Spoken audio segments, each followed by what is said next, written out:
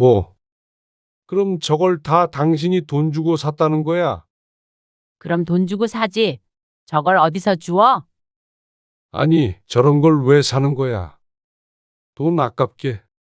그냥 공연만 보러 다니면 되지. 내가 당신 취미 생활하는 거 뭐라고 할 생각은 없는데. 그러면 하지 말어. 당신 요즘에 집에도 소홀하고 그래도 내가 아무 말 안 했잖아.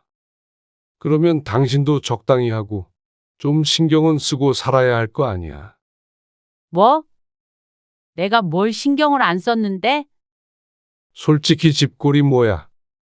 나는 당신이랑 마주보고 밥을 언제 먹었는지 기억도 안 나. 맨날 입을 속옷도 없고 설거지는 쌓여 있고.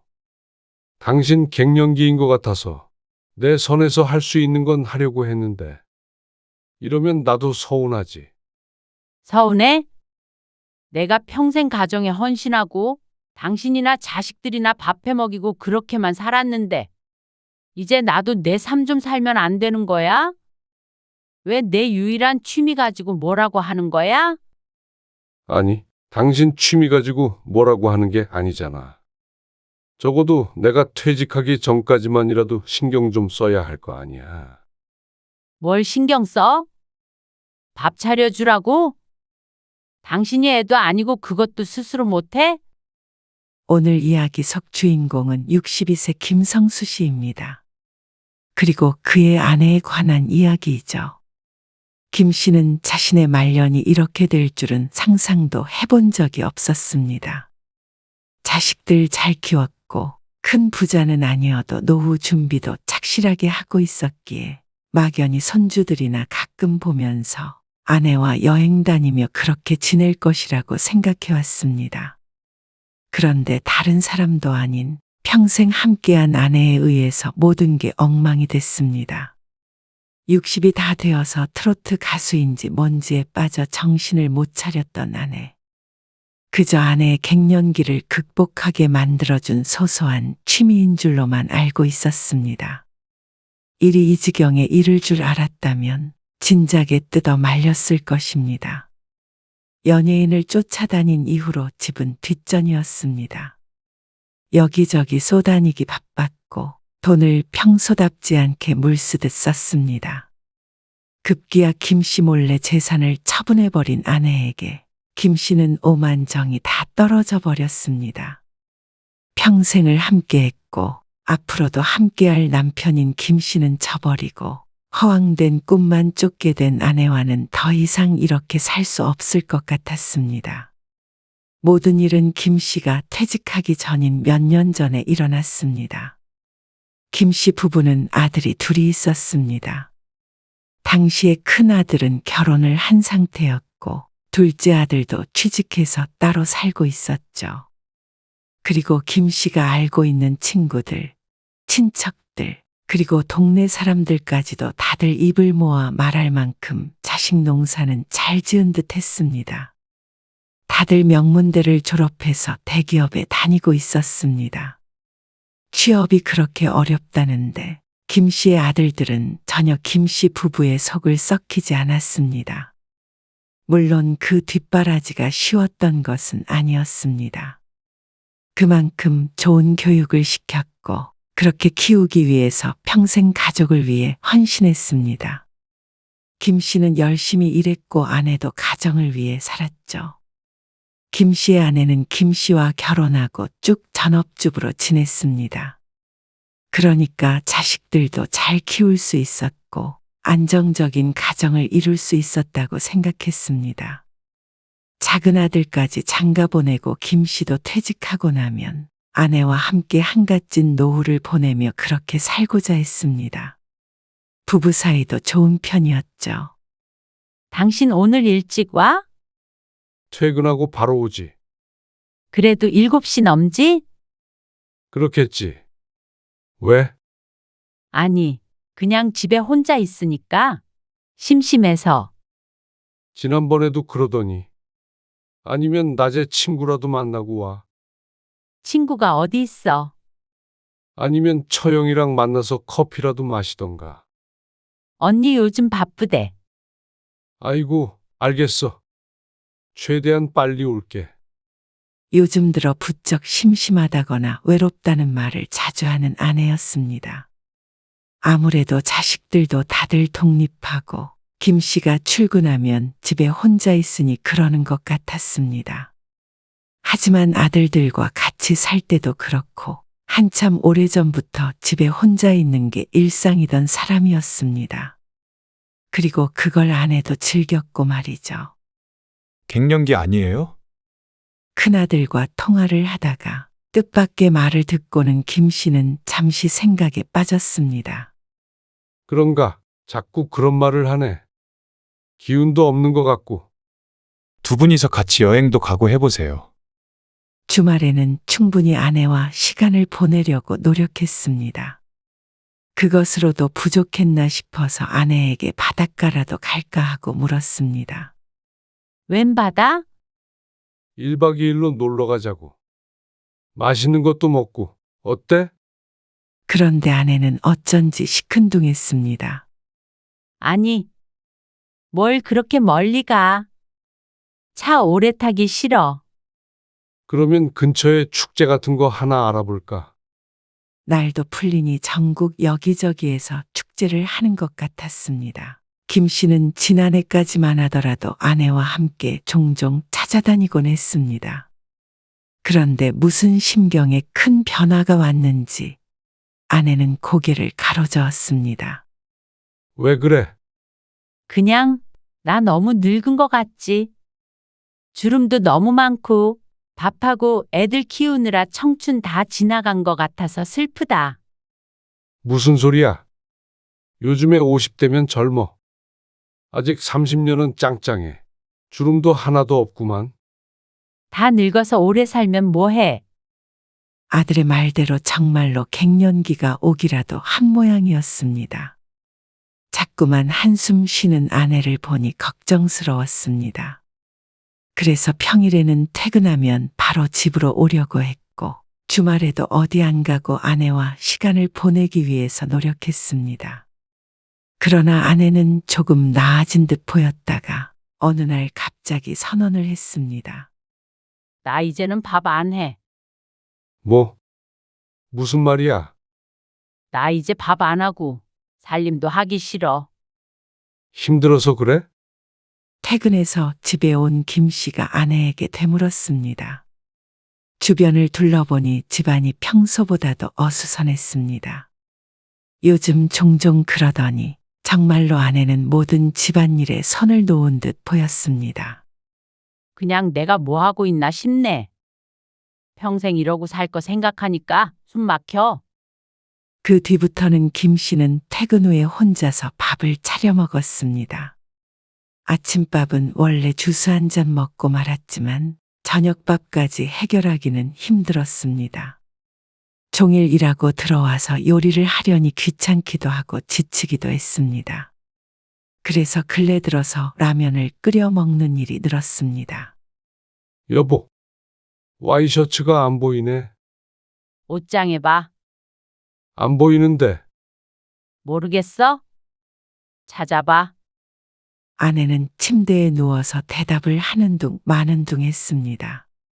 김 씨는 한숨을 쉬고서는 어제 입었던 와이셔츠를 찾아서 다시 입었습니다.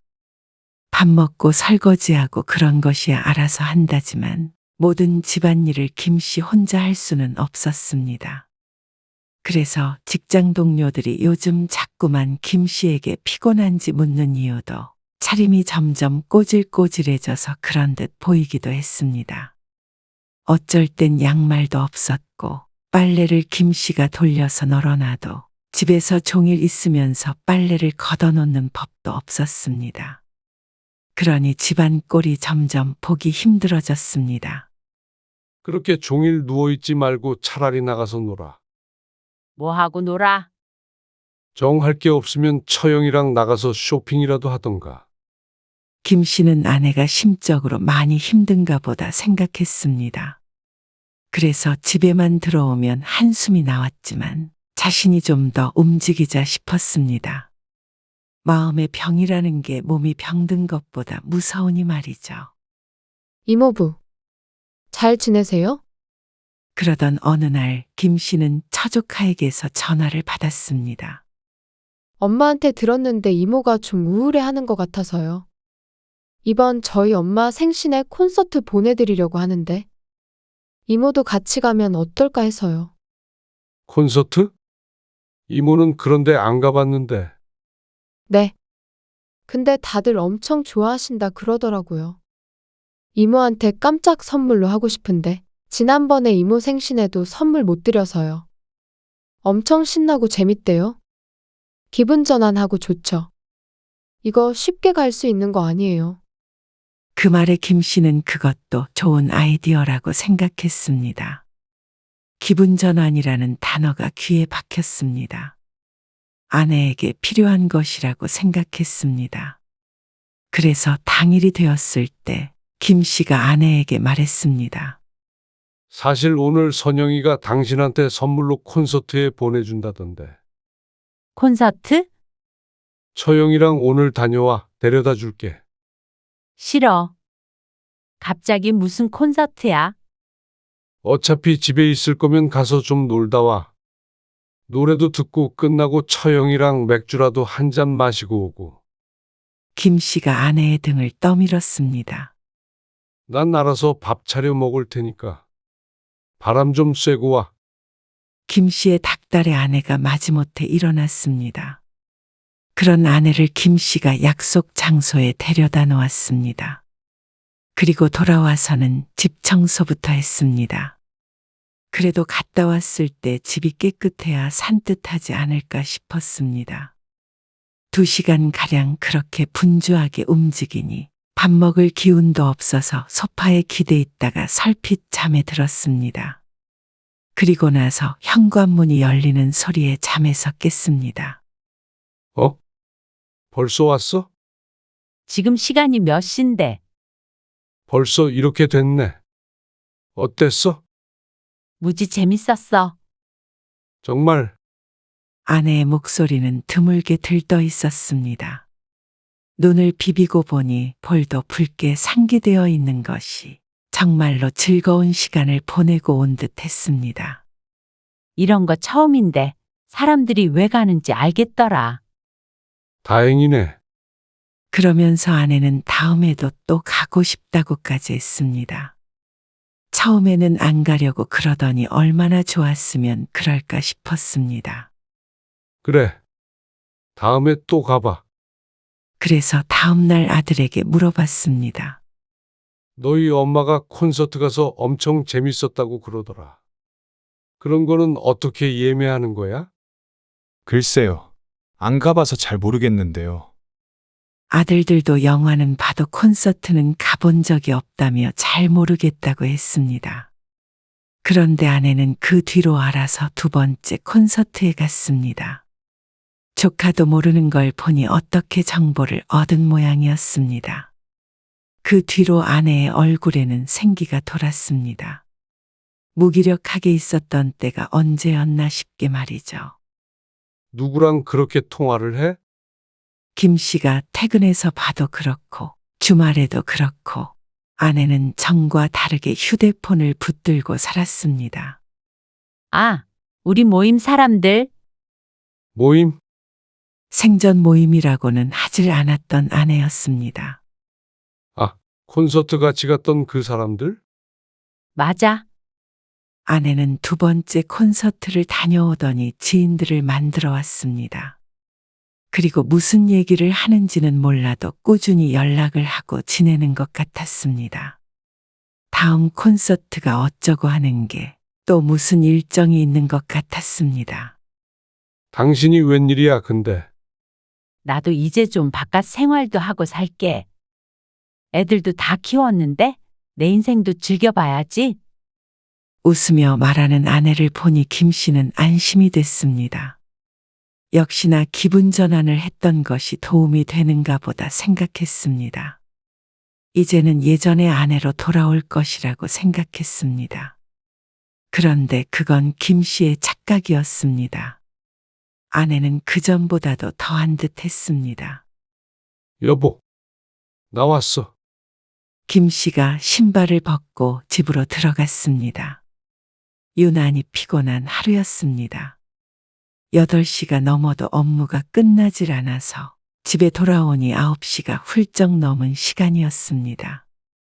여보. 자, 거실에 불은 켜져 있었는데 사람은 보이지 않았습니다. 김 씨가 진이 빠진 손길로 얼굴을 문지르며 소파에 앉았습니다. 씻어야 하는데 기운이 없었습니다. 그런데 그 와중에 보이는 광경이 참 심란했습니다. 거실 한켠에 빨래가 쌓여 있었습니다. 그리고 식탁 위를 보자 아내가 저녁을 차려 먹었는지 빈 그릇과 반찬통들이 나와 있었습니다. 맞벌이하는 집도 이렇게 혼란스럽지는 않을 것 같았습니다. 김 씨가 틈틈이 한다고 하더라도 한계가 있었습니다. 김 씨도 노는 것이 아니니 말이죠. 그때 소파 옆에서 웬 트로트 노래가 요란스럽게 울렸습니다. 김 씨가 두리번거리자 아내의 휴대폰이 보였습니다. 휴대폰이 여기 있는 걸 보니까 화장실에라도 간 모양이었습니다. 이 시간에 누구에게 전화가 오나 휴대폰을 집어들었는데 그 사이 전화가 끊어졌습니다. 휴대폰 화면을 터치해보자 보이는 장면에 헛웃음을 지었습니다. 아내의 휴대폰 화면을 본 지 한참 된 것 같은데 어느새 어느 가수 얼굴로 가득 차 있었습니다. 잠금화면도 그렇고 화면을 켜보아도 바탕화면에 그 얼굴이었습니다. 요즘 트로트 가수들의 나이가 다들 젊어졌다고 하는데 김 씨도 TV에서 몇 번 본 적이 있는 사람이었습니다. 지난번에 갔다 왔던 콘서트도 이 가수의 콘서트였던 것 같았습니다. 남의 휴대폰 들고 뭐해? 아내가 안방에서 나오면서 물었습니다. 전화가 울리길래 봤지. 이리 줘. 근데 당신은 화면에 그게 뭐야? 외간 남자 얼굴을 해놨어? 김 씨가 농담을 섞어 말하자 아내도 입을 삐죽거리며 대꾸했습니다. 외간 남자는 무슨. 그리고 멋있는 얼굴 해놓으면 핸드폰 켤 때마다 기분이 좋잖아. 어이구, 조카뻘 아니야?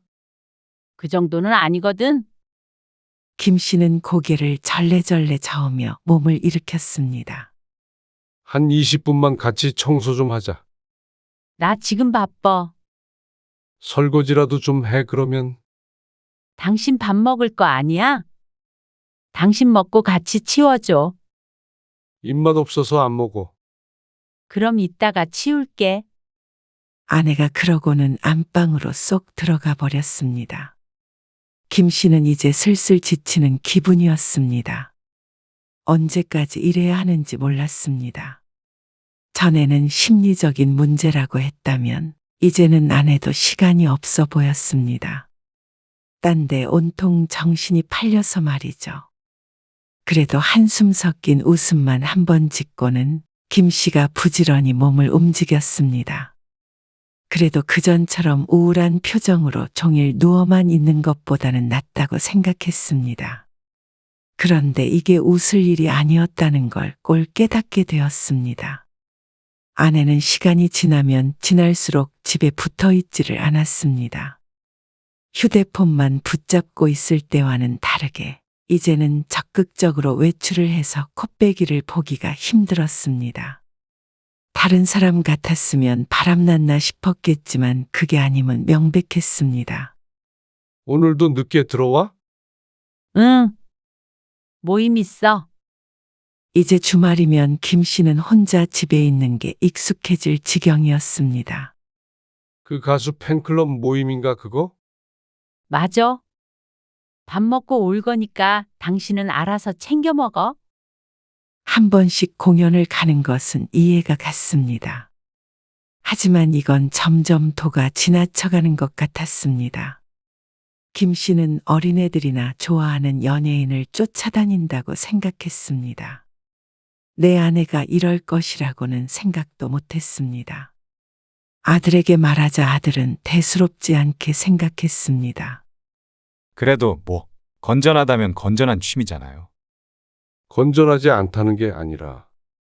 술을 마시고 들어오시는 것도 아니라면서요. 그렇지. 그럼 숨통 좀 트이게 지켜보시는 게 낫지 않을까요? 아들이라고 김 씨 부부의 세세한 이야기는 알지 못했습니다. 그렇다고 미주알 고주알 일러 바칠 수도 없었습니다. 그리고 아들의 말을 들어보니 술 마시고 늦게 들어오는 것도 아니고 외도를 하는 것도 아니니 크게 아내를 나무랄 수도 없었습니다. 어느 날 퇴근해서 집에 오니 현관문 앞에 웬 택배 상자가 있었습니다. 크기도 상당했고 들어보니 무거웠습니다. 거의 끌고 가다시피 집 안으로 가지고 들어갔습니다. 김 씨의 것이 아니기에 당연히 아내의 것이라고 생각했습니다. 아내는 외출했는지 보이지 않았습니다. 간단히 밥을 챙겨 먹고 설거지를 하고 있자 현관문 열리는 소리가 들리고 아내가 들어왔습니다. 아내는 거실에 놓인 상자를 보더니 무척 좋아했습니다. 그게 뭐야? 무겁던데. 아, 앨범. 앨범? 사진 정리하게? 아니, 그 앨범 말고? 김 씨가 고무장갑을 벗고 거실로 나갔습니다. 아내가 상자 안에서 꺼낸 것은 김 씨가 생각한 앨범이 아니고 노래가 담긴 CD 앨범을 말하는 것이었습니다. 그런데 같은 것이 수십 개, 아니 적어도 100개는 돼 보였습니다. 그게 다 뭐야? 잘못 온 거 아니야? 잘못 온 거 아니야? 아, 여러 사람이 같이 산 거야? 모임 사람들이랑. 아내는 앨범에 열중해 있어서 김 씨의 말에 대꾸하지 않았습니다. 그런데 며칠 뒤에 김 씨가 뭘 찾으러 작은 방에 들었다가 깜짝 놀랐습니다. 작은 아들이 몇 년 전까지 쓰던 방이었는데 책장과 책상만 놓여 있는 방이었습니다. 잘 들어오질 않다가 메모지가 있나 해서 들어왔는데 책꽂이에 지난번에 아내에게 왔던 앨범들이 빼곡하게 꽂혀 있었습니다. 그리고 책상이며 책장이며 온통 가수의 얼굴이 프린트된 물건들로 가득했습니다. 액자, 인형 등의 장식품이 정신사납게 쌓여 있었습니다. 이게 다 뭔가 싶었습니다. 아들들만 있어서 그런지 이런 물건들을 이렇게 직접 본 것은 처음이었습니다. 대부분 포장도 안 깐 상태여서 어디다 갖다 팔려나 싶기도 했습니다. 외출했던 아내가 돌아왔을 때 김 씨가 물었더니 황당한 소리를 했습니다. 다들 그 정도는 사? 뭐? 그럼 저걸 다 당신이 돈 주고 샀다는 거야? 그럼 돈 주고 사지. 저걸 어디서 주워? 아니, 저런 걸 왜 사는 거야? 돈 아깝게. 그냥 공연만 보러 다니면 되지. 그러자 아내가 언성을 높였습니다. 그러면서 자기가 좋아하는 가수의 길을 살려주기 위해선 이런 걸 많이 사야 한다고 했습니다. 앨범을 100장을 산 것도 다 그 판매량을 올려주기 위한 것이라고 했습니다. 너무 황당해서 말이 안 나왔습니다. 아니, 내가 당신 취미생활하는 거 뭐라고 할 생각은 없는데. 그러면 하지 말어. 차갑게 내뱉는 아내의 말에 김 씨도 화가 났습니다. 100번 양보해서 인형인지 사진인지 이런 거 돈으로 환산하면 얼마 하지도 않을 것 같고 연예인 좋아하는 게 건전한 취미라고 치더라도 김 씨도 할 말이 있었습니다. 당신 요즘에 집에도 소오라고 그래도 내가 아무 말 안 했잖아.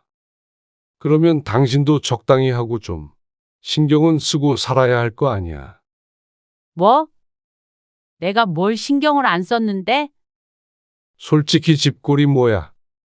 나는 당신이랑 마주보고 밥을 언제 먹었는지 기억도 안 나. 맨날 입을 속옷도 없고 설거지는 쌓여 있고. 당신 갱년기인 것 같아서 내 선에서 할 수 있는 건 하려고 했는데. 이러면 나도 서운하지. 그러니까 아내는 오히려 김 씨에게 화를 냈습니다. 서운해?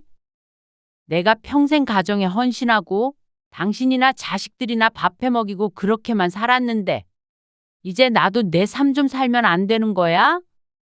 왜 내 유일한 취미 가지고 뭐라고 하는 거야? 아니, 당신 취미 가지고 뭐라고 하는 게 아니잖아. 적어도 내가 퇴직하기 전까지만이라도 신경 좀 써야 할 거 아니야. 뭘 신경 써? 밥 차려주라고? 당신이 애도 아니고 그것도 스스로 못해? 아내는 말이 통하지 않았습니다. 여태껏 자신이 희생하면서 살았으니 이제는 자신이 하는 일에 신경을 끄라는 시기였습니다. 한껏 찡그린 얼굴을 보니 내가 알던 그 사람이 맞는가 싶었습니다.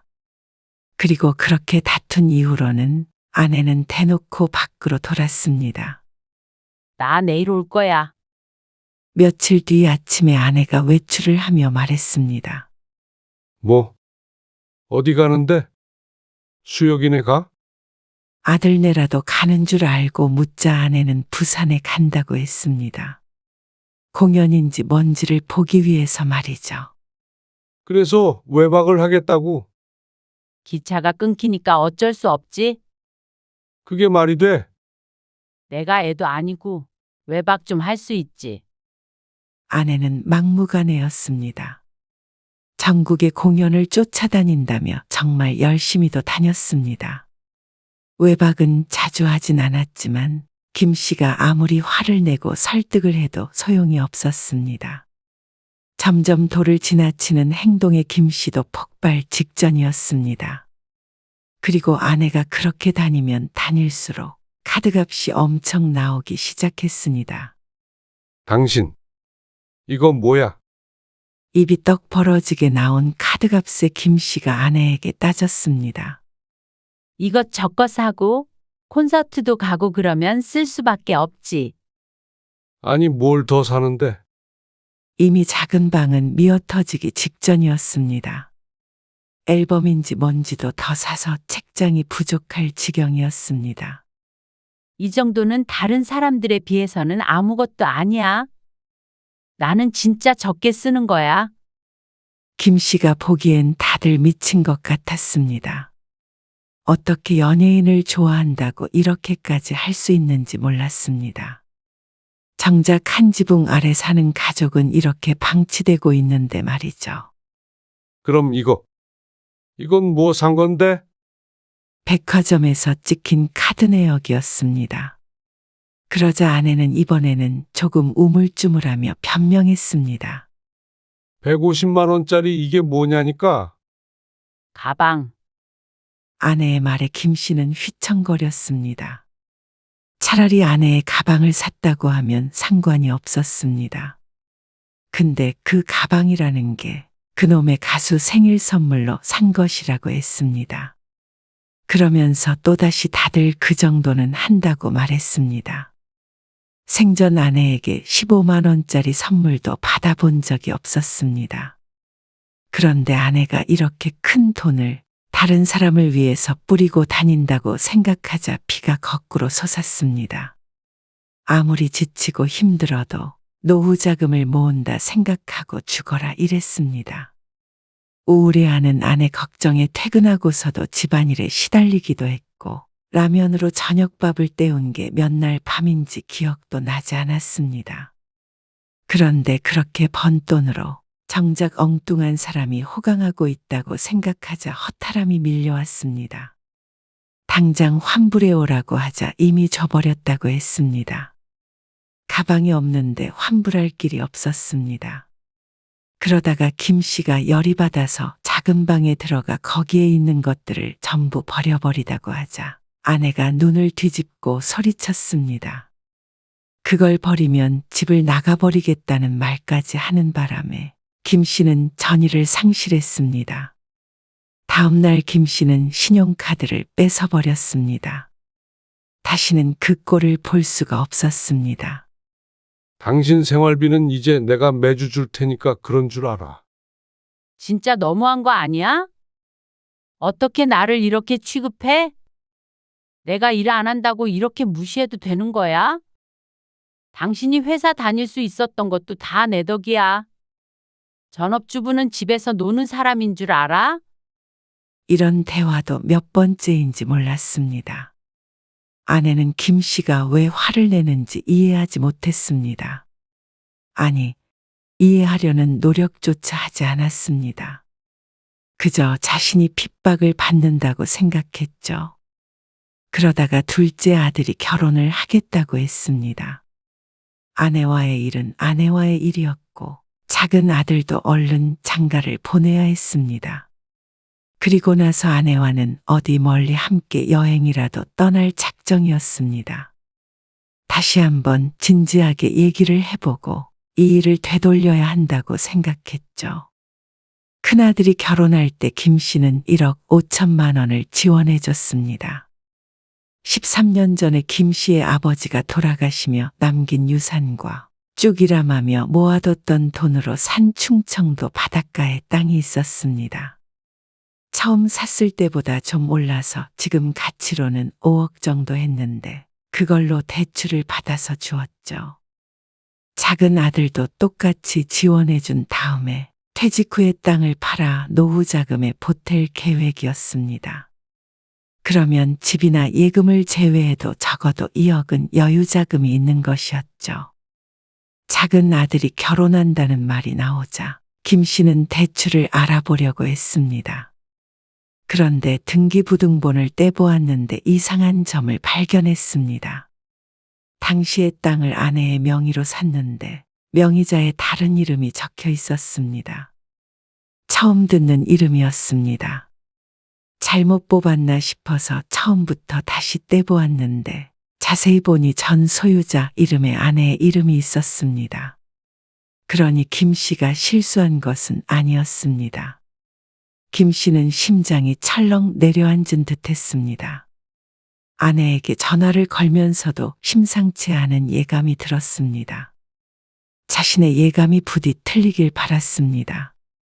아내는 김 씨의 전화를 받고 집으로 서둘러 돌아왔습니다. 그리고 둘이 마주보고 앉았을 때 아내의 입에서는 충격적인 말이 흘러나왔습니다. 뭐야? 그 땅을 팔아버렸다고?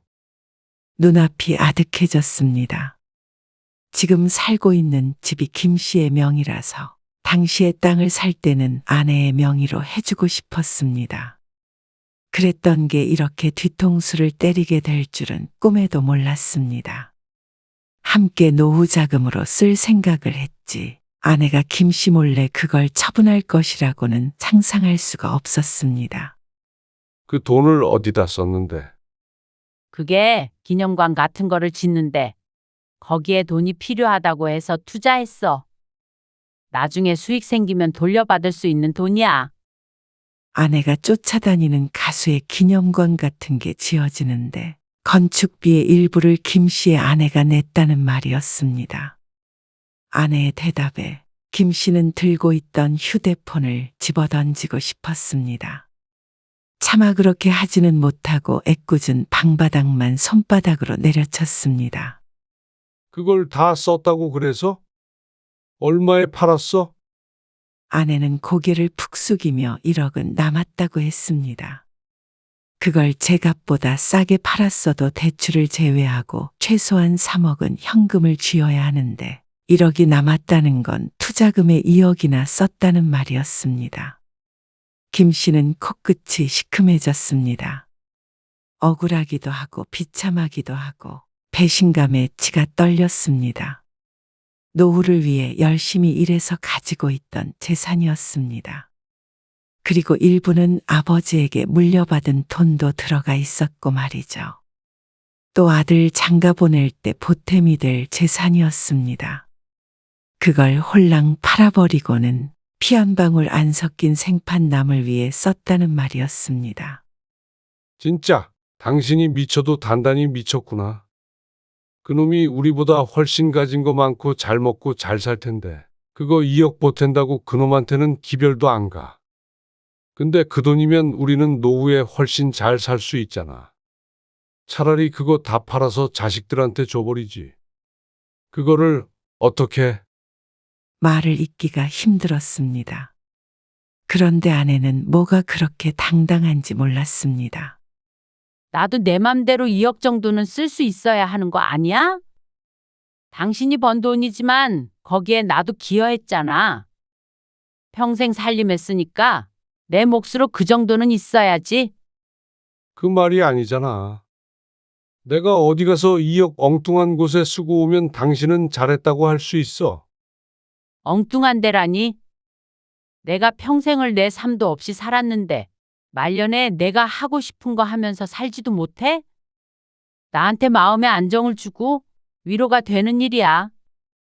그것만 하더라도 충분히 가치가 있는 거 아니야? 당신은 어떻게 내 생각은 하나도 안 해? 이제 그게 내 삶의 이유야. 삶의 이유가 가족이 아닌 연예인에게 있다는 아내. 그 말을 듣자 김 씨는 더 이상 되돌릴 수 없을을 직감했습니다. 아니, 되돌릴 수 있다고 하더라도 김 씨가 그러고 싶지 않았습니다. 이 일을 안 아들들도 난리가 났습니다. 아들들은 어머니가 이 정도인 줄은 전혀 모르고 있었습니다. 큰아들의 결혼 자금의 출처를 가족 모두 알고 있었기 때문에 작은 아들도 그러리라고 생각했을 텐데 그 땅을 팔아서 써버렸단 말에 적지 않은 충격을 받은 모양이었습니다.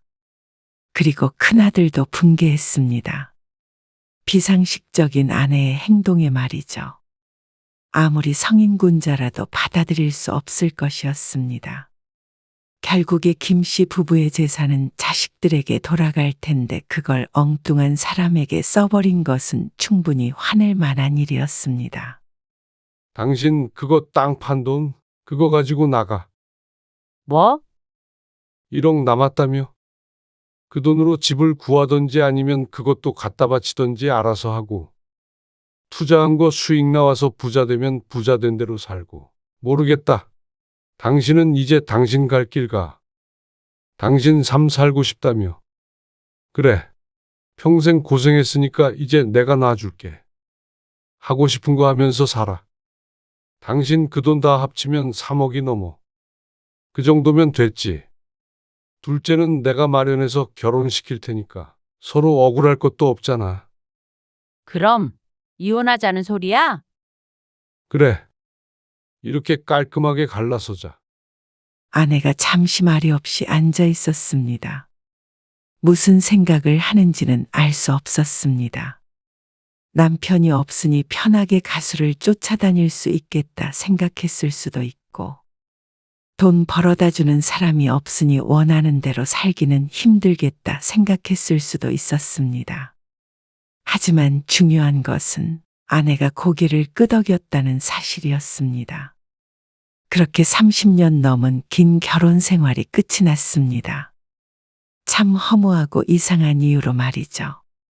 아내는 자유를 찾아겠다고 짐을 싸서 나갔습니다. 이혼은 일사천리로 이루어졌습니다. 작은 아들의 결혼식에는 둘 다 혼주석에 앉아 있었고 그 뒤로는 아내를 볼 일이 없었습니다. 작은 아들 결혼 자금은 아파트로 대출을 받아서 대주었습니다. 그 외에도 적금을 들어놓은 것도 조금 있었고 아직 퇴직을 하지 않았으니 충분히 혼자 살 노후 준비는 할 시간이 있을 것 같았습니다. 마음은 헛헛했지만 그렇다고 주저앉아 있을 수만은 없었습니다. 그리고 일을 해야 하니 정신을 놓을 시간도 없었습니다. 아내에게 그 돈을 줘버린 건 후회하지 않았습니다. 아내가 그동안 그만큼 가족에게 헌신했다고는 생각했습니다. 그러니 이렇게 부부 사이의 끝은 났지만 이걸로 완전히 미련은 버리기로 했습니다. 그렇게 2년이 지나고 어느 날 아들에게서 연락이 왔습니다. 돈을 빌려달라고 하셨어요. 그래서 조금 보내드렸는데 그동안 아내와는 간간히 교류를 하며 살았던 자식들이니 아내와 아들들의 문제였습니다. 그건 네가 알아서 판단하는데. 며느리한테 부끄럽게 살지는 말어라. 그러고는 전화를 끊었습니다. 김 씨에게 모르는 번호로 전화가 왔지만 차단해버렸습니다. 한때는 죽을 때까지 함께 할 동반자였지만 이제는 그저 남일 뿐이었습니다.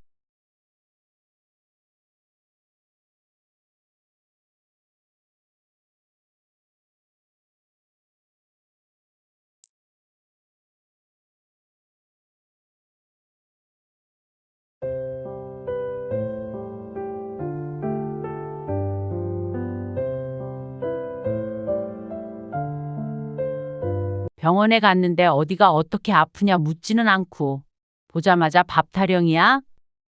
뭐, 밥 타령? 그래? 그리고 당신도 나도 은퇴해서 집에 있는 건 똑같은데 왜 나한테만 밥을 차리래? 밥을 여자가 해야지. 내가 해, 그럼? 밥하는데 여자 남자가 어디 있어? 그리고 유명한 요리사는 다 남자거든? 아프다 그래서 아침밥 대충 해도 봐줬더니 무슨 말 같지도 않은 소리야? 뭐? 봐줘?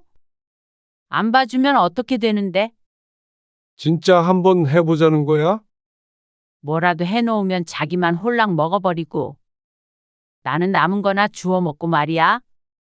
그래 놓고는 밥하는 게 뭐가 힘드냐고? 참나, 남이 해준 건 술술 잘 넘어가지? 자기 손으로 해 먹어야 힘든 줄 알지? 라면밖에 못 끓이면서 밥하는 게 쉽네 어쨌네 하지 말어. 이제부터는 당신 밥은 당신이 해 먹어. 뭐, 어디 가서 물어봐라. 내가 창피해서 어디다가 말도 못해. 남편 밥 해주는 거 가지고 이렇게 난리치는 여자는 당신밖에 없어. 창피? 그래? 어디 한번 다른 사람들한테 물어봐. 누가 창피한 건지. 어지간히 해. 당신이 소야? 아니, 소도 당신보다는 덜 먹겠어.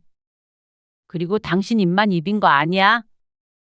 나도 맛있는 거 먹을 줄 알아. 그리고 항상 나한테 손잡다고 뭐라고 하지. 그러니까 당신이 먹고 싶은 거 원 없이 해 먹어. 나도 나 먹고 싶은 거 알아서 해서 먹을 테니까. 오늘 이야기 속 주인공은 62세 선명아 씨입니다. 그리고 그녀의 남편에 관한 이야기이죠. 손 씨의 남편은 젊었을 적부터 먹는 것에 관한하는 유별났습니다. 많이 먹는 것은 물론이고 음식이 앞에 있으면 아내고 자식이고 없을 정도로 식탐이 강했습니다. 그래서 처음 결혼했을 때는 부끄럽지만 음식 때문에 많이 싸우기도 했습니다. 그런데 계속 맞벌이했던 젊은 시절은 그나마 나았습니다. 손 씨도 남편도 은퇴를 하고 60대가 되니 지옥이 시작된 기분이었습니다. 매끼 손수 차려야 하는 양이 남들의 서너 배는 되었습니다. 그게 대부분 남편의 입으로 들어갔습니다. 게다가 자기 입만 입이고 손 씨의 입은 주둥이로 아는 듯 했습니다. 지긋지긋했습니다. 이 나이까지 혼인관계를 유지하는 이유가 밥을 얻어먹기 위해서가 아닌가 하는 의심마저 들었습니다. 손 씨도 이제 이런 이기적이고 무심한 남편과 사는 게 지쳤습니다. 갈라설 게 아니라면 다른 방법을 찾아야 했죠. 손 씨는 딸만 둘이 있었습니다. 딸 둘 모두 결혼해서 아이 낳고 잘 살고 있었습니다. 손 씨는 6년 전에 무릎을 다쳐서 일을 그만두었습니다. 그리고 남편은 2년 전까지 일을 하다가 퇴직했죠. 그러니 이전 전부터는 손 씨 부부 모두 일을 하지 않고 집에 있었습니다.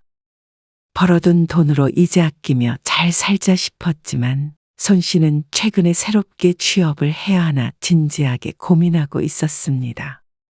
집에 붙어 있는 것보다 그게 정신 건강에 나을 것 같았습니다. 하루 종일 그리고 매일 남편과 있으니 이건 내가 남편과 함께 사는 것인지 아니면 곰을 키우는 것인지 헷갈릴 지경이었습니다. 자식들 다 결혼시켜놨으니 이제는 편히 쉬면서 소소하게 살아가면 되겠다 싶었지만 남편 때문에 그게 잘 지켜지지 않았습니다. 남편이 퇴직하기 전 젊었을 때부터 느꼈던 바이지만 참 자기밖에 모르는 사람이었습니다. 특히나 먹는 것에 있어서는 말이죠. 남다른 대식가인 것은 평생에 걸쳐서 깨달았지만 퇴직하고 삼시세끼를 집에서 먹으니 그걸 손 씨가 감당하기가 너무 힘들었습니다. 남들에게 말하면 뭐 그런 걸로 고민을 하냐 대수롭지 않게 여기겠지만 손 씨에게는 가장 큰 고민이자 손 씨의 노후를 괴롭히는 일이었습니다. 이것밖에 안 차렸어. 배고프다고 했잖아. 어제부터 굶었는데. 이것밖에 안 하다니. 먹고 남으면 저녁에 또 먹으려고 넉넉하게 했어. 넉넉. 아무튼간 손이 작다니까. 그래가지고 어디 가서 귀여움 못 받아. 내가 이 나이에 어딜 가서 귀여움을 받아? 얼른 앉아. 내시경 때문에 어제 저녁부터 굶은 남편이 병원에 다녀온 뒤 차린 밥상을 보고서는 불만이 한가득이었습니다. 남편이 이렇게 말하니 밥상이 상당히 초라할 것이라고 예상하겠지만 보통 4~5명이 먹을 수 있는 양이었습니다. 모든 접시는 다 대접이었습니다. 콩나물 무침, 두부 부침 8장, 콩자반, 무생채, 가운데에는 큰 냄비에 돼지고기 넣은 김치찌개가 있었습니다. 믿기지 않겠지만 남편은 이걸 전부 한 끼에 먹었습니다.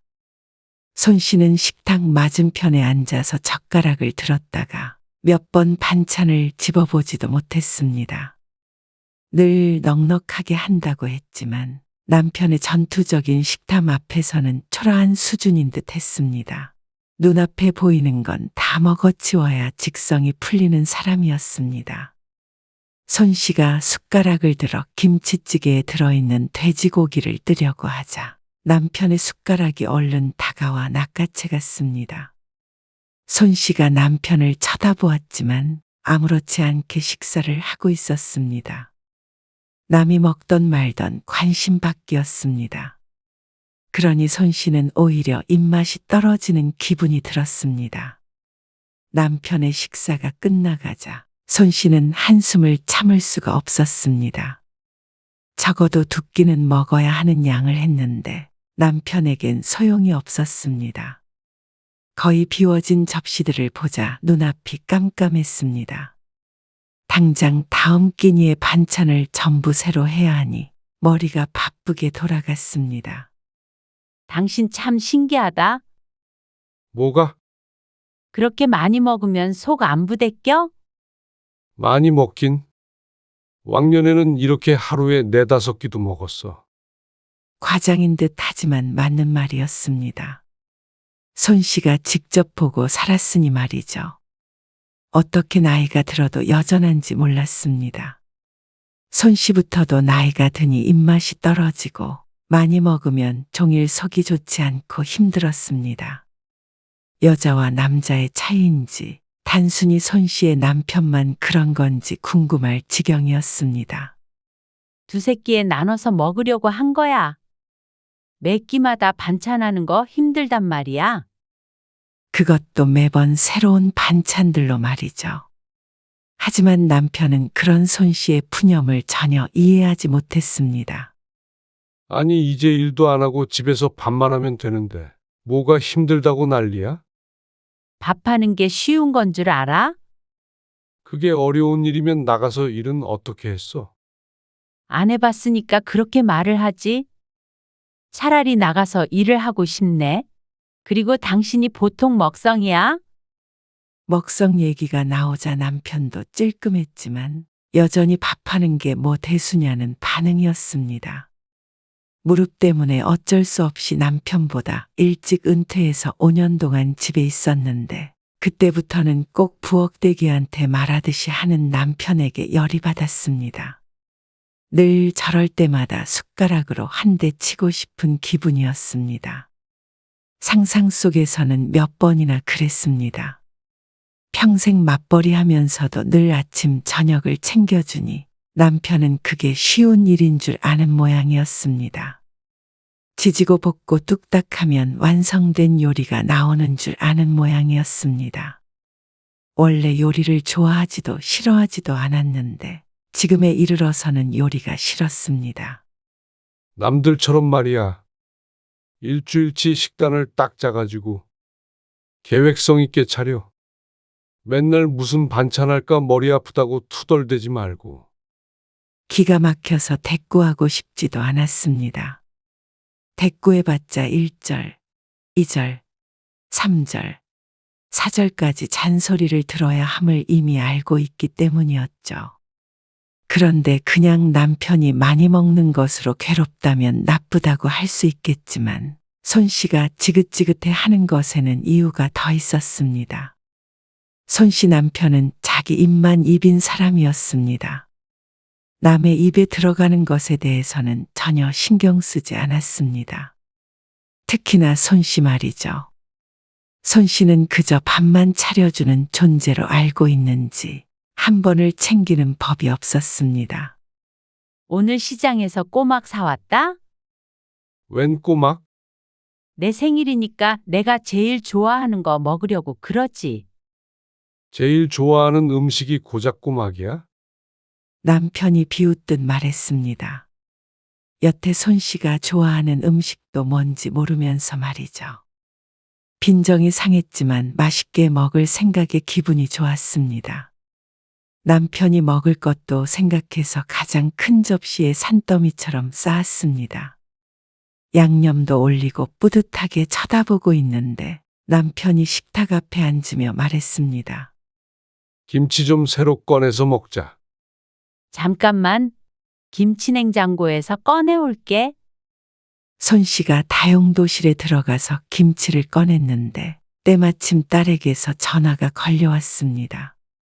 여보세요. 엄마. 생신 축하해요. 못 가서 미안하고. 아냐? 바쁜데 뭘 와? 가까운 것도 아니고 맛있는 거 해 먹어?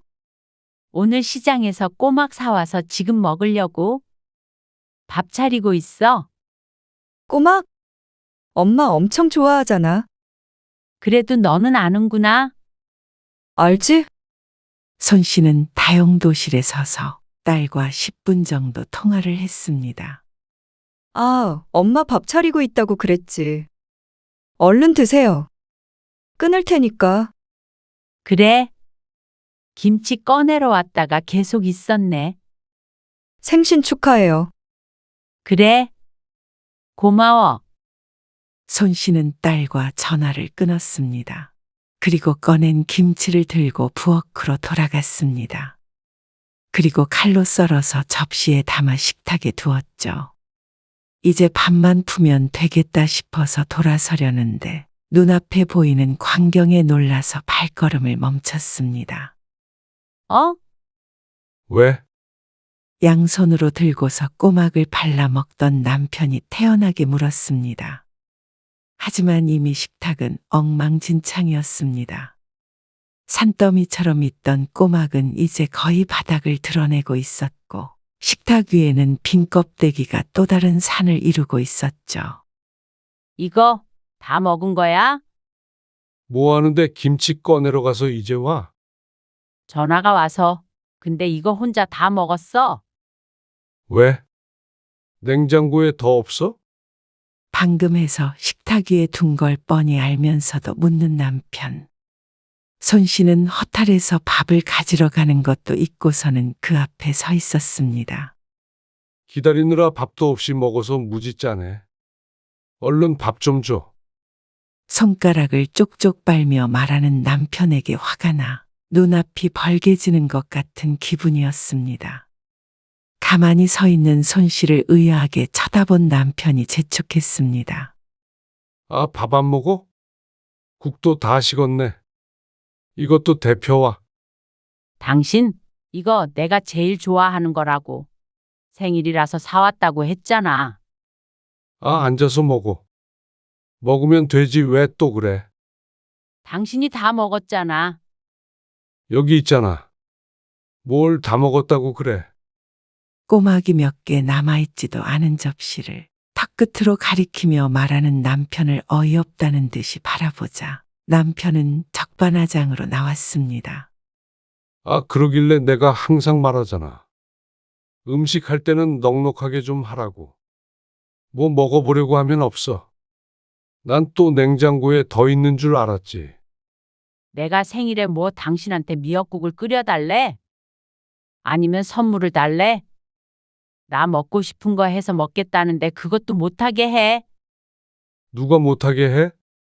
고작 꼬막을 제일 좋아하냐고 비웃었으면서 그걸 당신 혼자 먹냐? 아거 참. 진짜 먹을 거 가지고 쪼잔하게 그러네. 남편은 손 씨를 비난했습니다.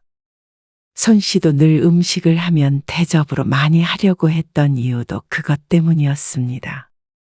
먹는 걸로 서운할까봐 그랬습니다. 하지만 오히려 먹는 걸로 사람을 서운하게 하는 게 자신이라는 사실을 남편은 모르는 것 같았습니다. 음식을 많이 하면 많은 대로, 적으면 적은 대로 전부 남편의 입속으로 들어갔습니다. 따로 덜어놓아도 자기 건 먼저 다 먹고 손 씨의 몫을 뺏어가는 것도 예사였고 냉장고에 따로 넣어놔도 다 꺼내 먹었습니다. 남편은 빈정이 상한 듯 숟가락을 내려놓더니 잠시 뒤에 스스로 밥솥에서 밥을 퍼다가 식사를 이어갔습니다. 사람이 아니라 곰과 함께 사는 기분이었습니다. 아무튼간 밥 좀 해주는 거 가지고 유세는 궁시렁거리며 밥을 퍼먹는 남편에게 손 씨가 말했습니다. 이제부터는 그럼 당신이 차려서 먹어. 뭐 밥 해주는 걸로 유세 떠는 거 보고 싶지 않으면 직접 해 먹어. 그러면 치사스럽지도 않고 좋네. 그러자 아주 난리가 났습니다. 남편 알기를 우습게 한다. 가장을 이렇게 대접한다. 저렇게 대접한다 해가면서 말이죠. 손 씨의 생일에 집안 분위기는 살얼음판 같았습니다. 하지만 손 씨도 내 손으로 밥 해주면서 그런 소리를 들어야 하는지 몰랐습니다. 평소 같았으면 그저 속으로 궁시렁거리고 말았겠지만 하필이면 생일에 그런 취급당하고 내가 좋아하는 음식은 손도 못 댔던 게 무척 서운하고 서러웠습니다. 무심하고 이기적인 건 알고 있었지만 나이가 들면 들수록 심해지는 것 같았습니다. 이런 남편한테 평생 밥 차려주고 핀잔을 듣고 살아야 한다고 생각하니 화가 나서 견딜 수가 없었죠. 그날 저녁, 부엌에서 요란한 소리가 났습니다.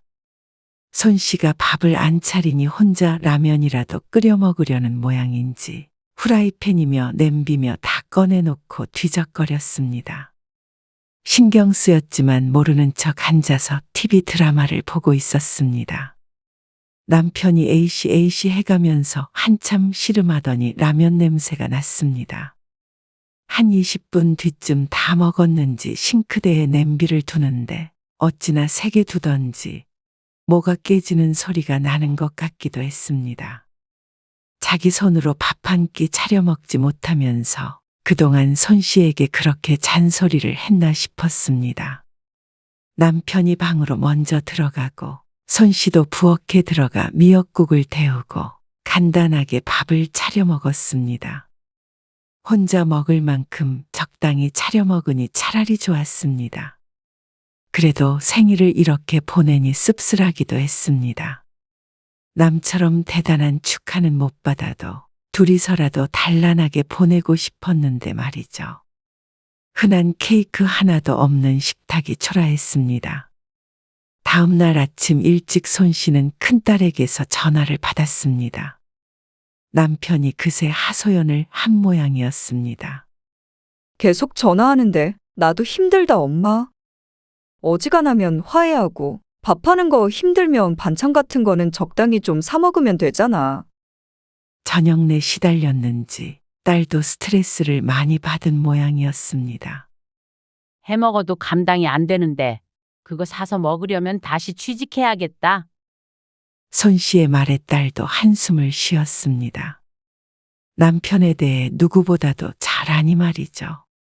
아무튼 나 이번 명절에는 못 가요. 지난번에 말했지? 그래, 알았어. 명절 전에 웬만하면 화해해. 알겠지? 손 씨는 대답을 하는 둥 마는 둥 하고는 전화를 끊었습니다. 이대로 있어봤자 사람을 들들 볶고 못살게 굴 남편을 알고 있었습니다. 오래 못 갈 싸움이었습니다. 얼른 와서 밥 먹어. 밥을 차려놓고 남편을 부르자 모시기는 척 슬금슬금 나와서 식탁 앞에 앉는 남편을 보니 한숨이 나왔습니다. 생일 축하해. 하루 늦은 축하의 손씨도 고개만 끄덕였습니다. 그리고 얼마 뒤 명절에 작은 딸네 가족이 왔습니다. 첫째 딸은 바깥 사돈이 칠순이라 여행에 가기로 해서 오지 못했습니다. 명절 당일에 작은 딸 가족이 도착하니 오후 2~3시쯤 되었습니다. 점심은 휴게소에서 먹었다기에 저녁에 먹을 음식 준비를 천천히 하고 있었습니다. 그만 좀 집어먹어. 왜? 이렇게 먹어야 맛있어.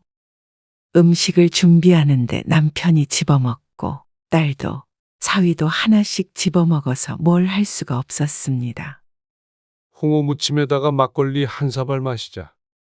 손 씨는 하던 요리를 멈추고 미리 해두었던 홍어 무침을 내왔습니다. 아직 배고프지 않을 시간이라 손 씨도 같이 자리하려고 하던 요리를 마무리했습니다. 그러고 나서 뒷정리를 좀 한다고 부엌에 있다가 거실로 나가보니 홍어 무침은 각자 접시에 덜어진 상태였습니다. 그리고 손 씨의 몫은 없었습니다. 작은 딸마저도 어쩜 저렇게 아빠랑 똑같은지 몰랐죠. 그리고 저녁 때가 되어도 마찬가지였습니다. 오후 내내 준비한 저녁밥을 다 같이 먹는데 손 씨가 올 때까지 아무도 기다려주지 않았습니다.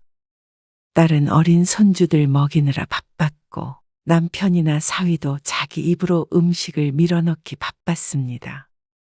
사위는 원래 그러지 않았습니다. 처음에 인사 왔을 때만 하더라도 깨작깨작 먹는다고 남편에게 잔소리를 듣곤 했습니다. 그런데 많이 먹는 식구랑 같이 사니 식성도 바뀌는 모양이었습니다. 지금은 몇 년 전보다 살도 많이 쪘고 일반 사람들보다도 먹는 양이 확실히 많았습니다. 그렇게 잘 먹는 사람들이 식탁 앞에 모여 우거구걱 먹는 것을 보자 손 씨는 기가 질리는 기분이었습니다. 명절이라고 특별히 음식을 많이 했는데도 부족한 듯 보였습니다.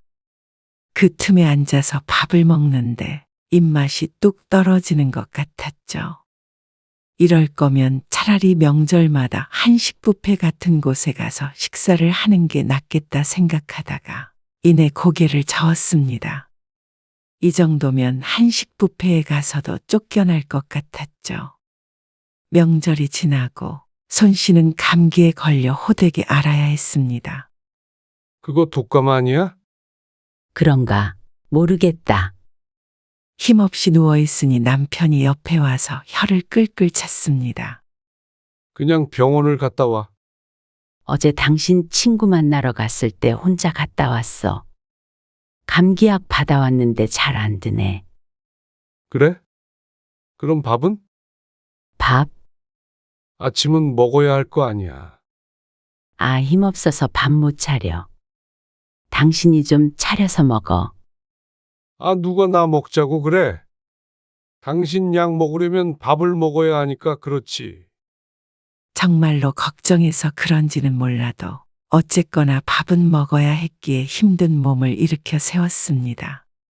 이런 때 죽이라도 좀 끓여서 갖다 주는 남편이었으면 했지만 그럴 리가 없다는 것을 알기에 스스로 할 수밖에 없었습니다. 입맛이 없어 손 씨의 몫은 죽이었고 남편도 국 하나에 밑반찬을 꺼내서 주었더니 입이 대빨 나와서 중얼거렸습니다. 밥을 이렇게 부실하게 먹으니까 아픈 거야. 또 이어지는 반찬 타령에 손 씨는 한 귀로 듣고 한 귀로 흘려버렸습니다. 몸도 아픈데 남편 투정을 듣고 있기가 힘들었습니다. 손 씨는 죽도 먹는 둥 마는 둥 하고 일어나 약을 먹었습니다. 그리고 그대로 다시 방으로 들어가 누웠습니다. 그새 다른 게 있나 보는지 냉장고를 열었다 닫았다 하는 소리가 들렸습니다. 그리고 점심때가 될 때까지 손 씨는 내리 잠만 잤습니다.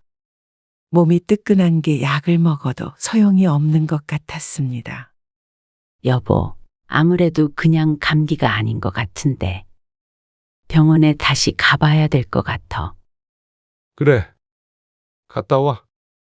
당신이 좀 태워줘야지. 나 이제 나가봐야 돼. 어딜? 아, 당신이 점심도 못 챙겨줄 것 같아서 나가서 먹으려고 약속 잡았지. 그러면 나가는 길에 내려주면 되잖아. 저기 대학병원 가려는 거 아니야? 맞아. 아, 그쪽으로 안 가? 완전 반대 방향이야. 택시 타고 가. 아이고, 시간 다 됐네. 남편은 TV를 끄더니 얼른 일어나 외투를 챙겼습니다. 저녁 먹기 전에 올 거니까 갔다 와서 쉬고 있어. 부디 그때까지는 몸을 회복해서 저녁은 제대로 차려달라는 말로 들렸습니다. 실제로도 그런 뜻이 내포되어 있는 게 맞았습니다. 기가 막히고 속이 끓었습니다. 이미 쌩하고 나가버린 남편 때문에 손 씨는 혼자 아픈 몸을 이끌고 택시를 타고 병원에 가야 했습니다. 무심한 줄은 익히 알고 있었지만 어떻게 매번 이렇게 사람을 섭섭하게 하는지 그것도 재주라면 재주라고 생각했습니다. 다행히 독감은 아니었고 몸살이 난 듯 했습니다. 손 씨는 병원에 다녀와서 약을 먹고 잠만 잤습니다. 한참 지나니 몸을 흔드는 손길에 정신이 들었습니다.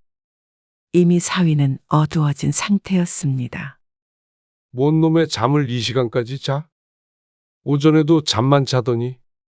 그러다 곰 되겠다. 집에 온 지 꽤 됐는지 편한 차림을 하고 있는 남편이었습니다. 내가 기다리다 못해서 깨운다. 저녁 먹어야지. 그 소리에 몽롱했던 정신이 번쩍 드는 것 같았습니다. 오래 자고 일어나서 낮보다는 몸 상태는 좋은 것 같았지만 그래도 몸이 무겁게 축축 처졌습니다. 내가 지금 이러고 또 밥을 차려야 해? 그러자 남편 이 인상을 찌푸렸습니다. 그럼 밥을 당신이 차리지 누가 차려? 냉장고에 있는 반찬 꺼내서 먹으면 되잖아. 그럼 국은? 풀떼기만 꺼내서 밥 먹으라는 거야? 아침에도 그렇게 먹었잖아. 오늘만 그냥 그렇게 먹어. 아, 그러면 미리 말을 해야 할 거 아니야? 그러면 저녁까지 먹고 들어왔지. 남편이 언성을 높이자 손시도 속에서 울컥해서 대꾸했습니다. 아픈 마누라 밥 챙겨줄 생각은 못하고 당신 입으로 들어가는 것만 신경 쓰이지? 뭐? 또 무슨 소리야? 병원에 갔는데 어디가 어떻게 아프냐 묻지는 않고 보자마자 밥 타령이야? 뭐? 밥 타령? 그래? 그리고 은퇴해서 집에 있는 건 둘이 똑같은데 왜 나한테만 밥을 차리래? 밥을 여자가 해야지. 내가 해, 그럼? 밥하는데 여자 남자가 어디 있어? 그리고 유명한 요리사는 다 남자거든? 아프다고 해서 아침밥 대충 해도 봐줬더니 무슨 말 같지도 않은 소리야? 뭐? 봐줘? 안 봐주면 어떻게 되는데? 진짜 한번 해보자는 거야? 지긋지긋했습니다. 옛날 아버지 세대보다도 더한 남편이었습니다. 어쩌면 그동안 그렇게 살게 냅둔 자신의 잘못인 듯도 했습니다. 그 문제 때문에 수도 없이 다툼이 있었지만 결국 져준 것이 손씨이니 말이죠.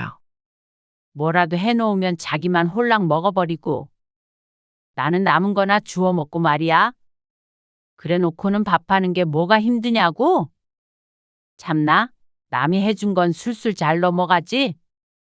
자기 손으로 해 먹어야 힘든 줄 알지? 라면밖에 못 끓이면서 밥하는 게 쉽네 어쨌네 하지 말어. 이제부터는 당신 밥은 당신이 해 먹어. 뭐? 어디 가서 물어봐라. 내가 창피해서 어디다가 말도 못해.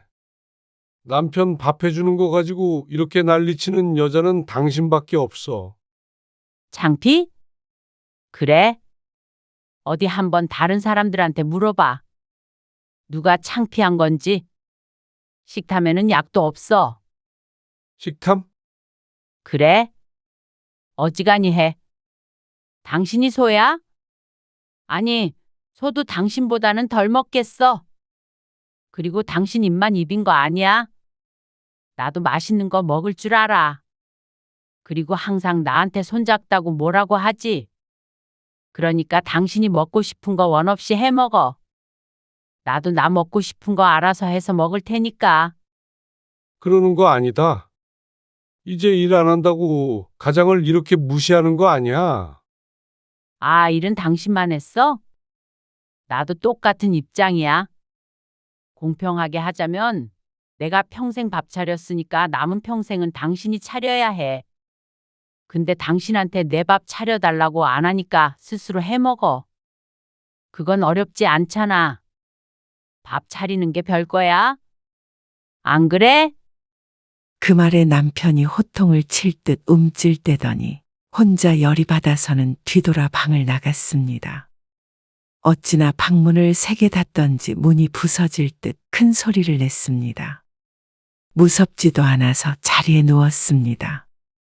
1시간만 더 누워있다가 출출하면 나갈 생각이었습니다.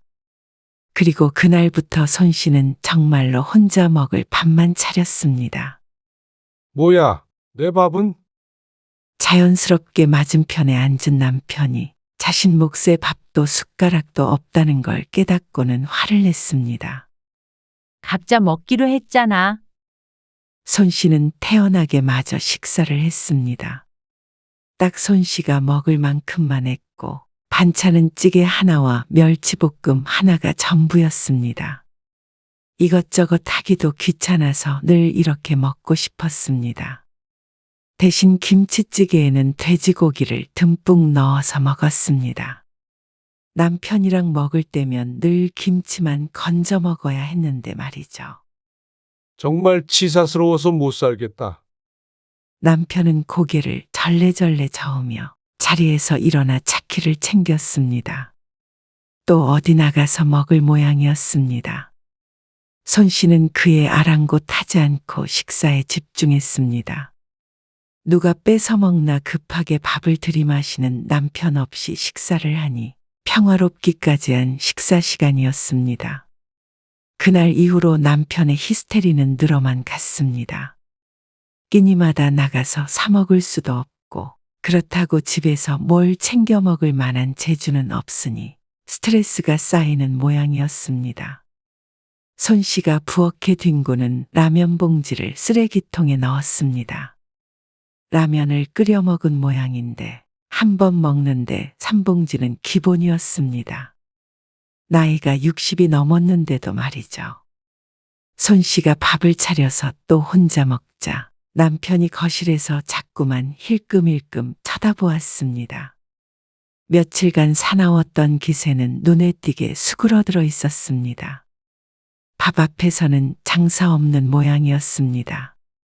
손 씨가 밥을 안 해주니 팔다리 잘린 사람처럼 그러고 있는 게 철양맞아 보이기도 했습니다. 자존심이 있어서 같이 먹자고 말은 못하고 말이죠. 이 나이가 되어서 부인 없이는 살 수도 없는 사람이었습니다. 그런데 그동안 남편에게만 맞춰주고 정말 부엌대기 마냥 살았던 것은 다름 아닌 손 씨 본인이었습니다. 결국엔 얻어먹는 사람이 눈치를 봐야 하는데 손 씨 팔자를 스스로 꼬았던 것이었죠. 그렇게 며칠이 지나자 딸에게서 전화가 왔습니다. 엄마, 왜 자꾸 먹는 거 가지고 싸워? 애들도 아니고 또 너한테 전화했어? 장난 아니야. 일도 못 하겠어. 이혼한 애 만에야는 이걸 어떻게 해야 해? 이혼을 해도 내가 하자고 하지. 어이가 없네. 전 씨는 딸이 뭐라고 설득해도 듣지 않았습니다. 그러고서 또 며칠이 지났죠. 그리고 먼저 백기를 든 것은 당연히 남편이었습니다. 집안 살림은 이제부터 내가 다 할게. 그러니까 밥만이라도 좀 차려줘. 살림을 당신이다? 설거지도 그렇고 청소랑 빨래랑 다 할게. 그리고 아, 그리고 뭘 더 해야 되는데. 사과는 해야지. 무슨 사과? 밥 차리는 게 뭐가 힘드냐 했던 거. 내 생일에 당신 혼자만 꼬막 다 먹어버린 거. 아픈데도 밥 차리라고 화냈던 거 등등. 그래. 알았어. 미안해. 그리고 이제는 접시에 따로 담을 거야. 내가 먹는 거, 당신이 먹는 거 다 따로 담을 거야. 내 몫은 절대 손대지 마. 아, 이렇게까지 해야 돼? 부부끼리. 그게 싫으면 말어. 지금처럼 각자 알아서 해. 아, 알았어. 그렇게 할게. 하면 되잖아. 약속 어기거나 또 여자가 어쩌고 밥이 어쩌고 하면 나도 그날부터 밥 안 차려. 아니, 이 집에서 같이 못 사는 거야. 알겠어? 그러자 남편이 풀이 팍 죽었습니다. 알았다니까. 그러면 밥 차릴 테니까 집 청소 좀 하고 있어. 쓰레기도 갖다 버리고. 알았어. 마음 같아서는 혼자 살며 혼자 밥해 먹고 살고 싶었지만 마지막이라고 생각하고 기회를 한번 주자 싶었습니다. 반품은 언제든지 가능하니까 말이죠.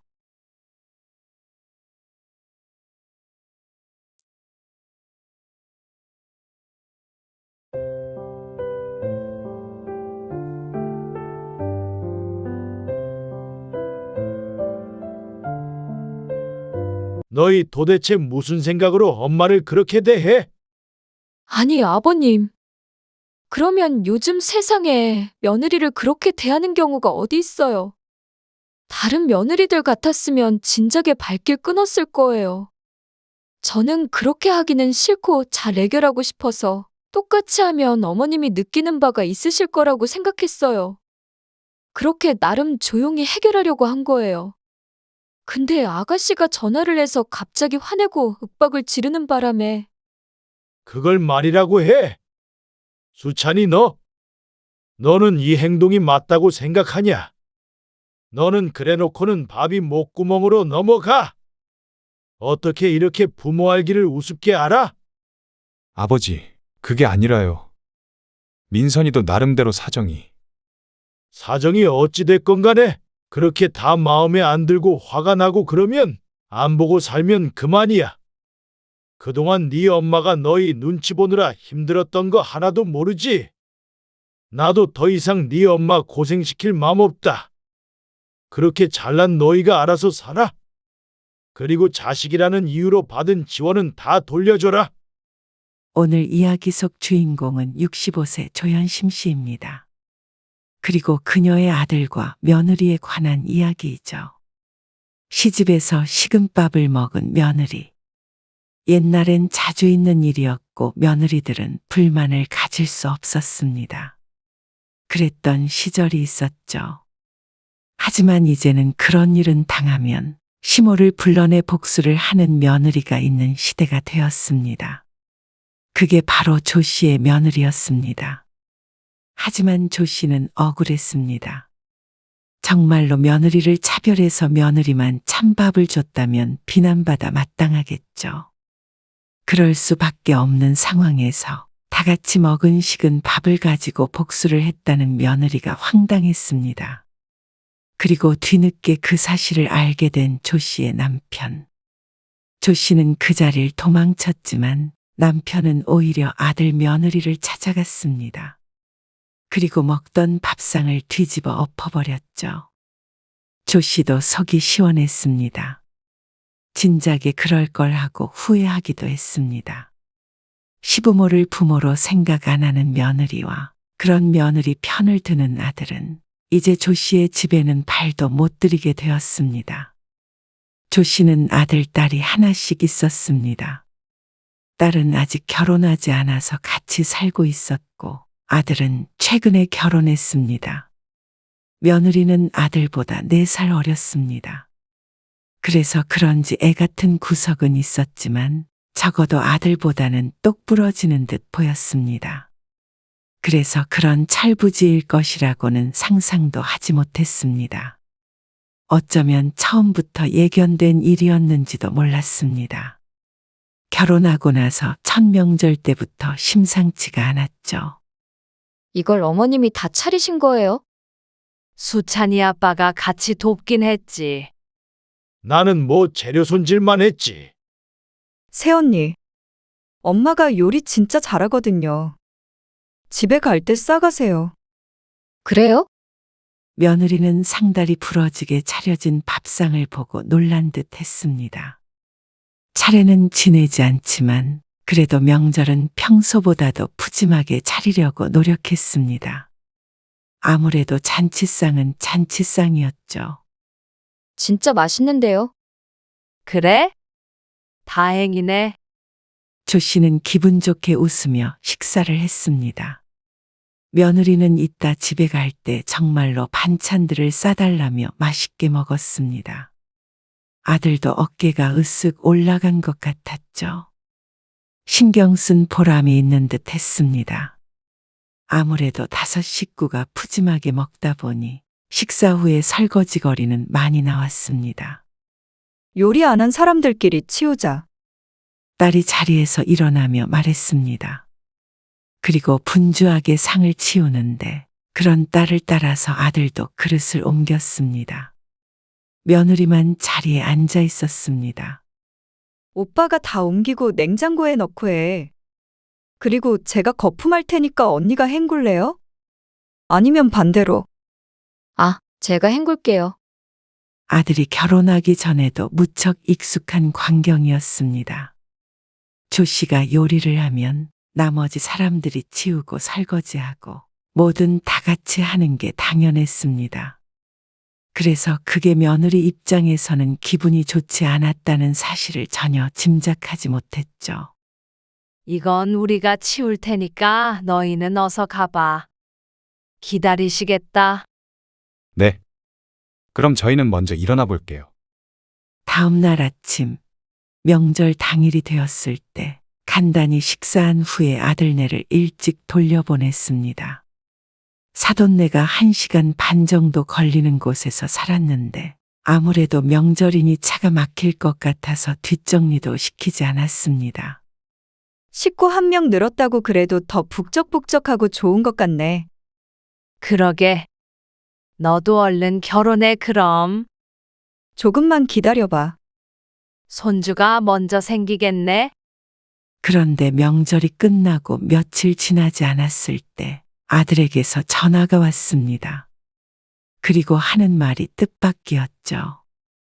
그날 민선이가 진짜 기분이 나빴다고 그러더라고요. 뭐? 왜? 명절에 와서 기분이 좋지 않았다는 며느리. 조 씨가 놀라서 되물었습니다. 혹시나 자신이나 딸이 실수라도 했나 싶었습니다. 며느리는 손님인데 설거지 시키셨잖아요. 그 말에 조 씨의 눈이 휘둥그레해졌습니다. 설거지? 네. 그래서 시집살이 한 것 같다고. 앞으로도 그러면 명절에 가고 싶지 않대요. 조 씨는 어안이 벙벙했습니다. 혼자 하라고 한 것도 아니고 아들, 딸도 모두 같이 했는데 그렇게 생각하고 있는 줄은 몰랐습니다. 많이 서운해했어요. 저는 처가에 가면 설거지 안 하니까. 그 말에 조 씨도 잠시 생각에 빠졌습니다.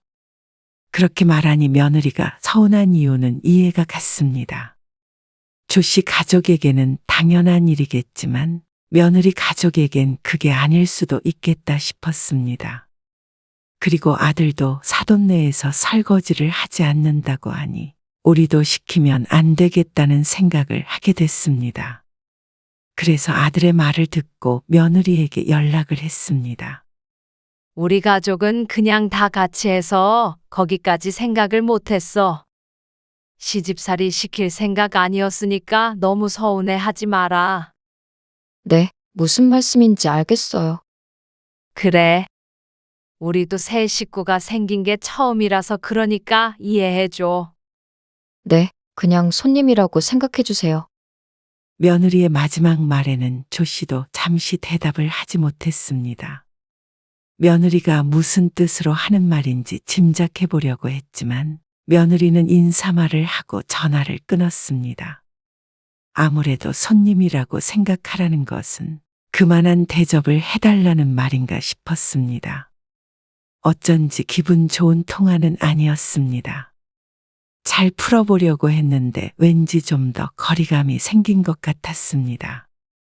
어쨌거나 며느리는 손님 대접을 원했고 그 뒤부터는 며느리는 조 씨의 집에 와서 아무것도 하지 않았습니다.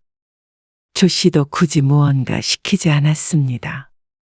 의식적으로 그렇게 했습니다. 그런데 또 그렇다고 며느리는 조 씨 가족과 거리를 두고 지내는 것도 아니었습니다. 다음 명절 때나 보나 싶었는데 아들과 함께 꽤나 자주 찾아왔습니다. 내일 저녁에 저녁 먹으러 가고 싶은데 괜찮으세요? 그래. 민선이가 엄마가 한 음식 좋아하잖아요. 지난번에 받아간 반찬도 진작 다 먹었고요. 그래. 그날의 일을 남편에게는 말하지 않았습니다. 어쩐지 남편이 알게 되면 좋아할 것 같지 않았습니다. 좋은 게 좋은 거라고 요즘 사람들은 조금 다르다고 생각하면 되지 않을까 싶었죠. 설거지는 내가 할게. 며느리와 통화한 내용을 알고 있던 딸은 먼저 나서서 자신이 설거지를 하겠다고 했습니다. 나름대로 눈치 있는 시누이가 되려는 모양이었고 조 씨로서는 그게 고마웠습니다. 그리고 그때까지만 해도 며느리와도 잘 지내보고 싶은 마음이 컸습니다. 며느리의 말대로 손님처럼 생각하면 그럭저럭 좋은 사이를 유지할 수 있지 않을까 생각했습니다. 이것도 싸갈게요. 그래? 불고기 재워놓은 것도 남지 않았어? 그것도 싸줄까? 남편이 옆에서 이것저것 더 싸주라며 거들었습니다. 그리고 먹고 싶은 거 있으면 연락해서 언제든지 얘기하고. 네. 그럴게요. 역시 며느리 사랑은 시아버지.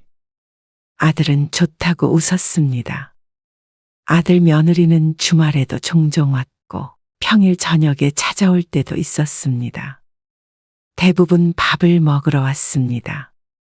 며느리 친정이 멀다 보니 집밥 먹기가 힘들다며 말이죠. 근데 손님으로 생각해야 된다고 해서 그렇게 했는데 손님이 자주 찾아오다 보니 불편한 마음도 컸습니다. 누구나 손님이 내 집에 자주 온다면 그런 기분이 들지 않을까 싶었습니다. 스스로가 대놓고 자신이 손님이라고 하니 조 씨도 며느리를 가족처럼 대하기가 힘들었습니다. 그리고 그건 딸도 마찬가지인 모양이었습니다. 원래 며느리들은 시집에 오는 거 싫어하지 않나? 엄마가 해준 밥이 그렇게 맛있나? 시집에도 자발적으로 오는 거 보니까. 그러게 반찬 가게를 해야 하나? 근데 솔직히 좀 불편하긴 해. 새언니 오면 엄마도 이것저것 신경 써야 하잖아. 그저께만 하더라도 오빠가 갑자기 온다고 그래서 마트도 새로 갔다 오고. 그러면서 딸은 불만이 있는지 궁시렁거렸습니다. 무슨 손님이 그렇게 남의 집에 자주 와?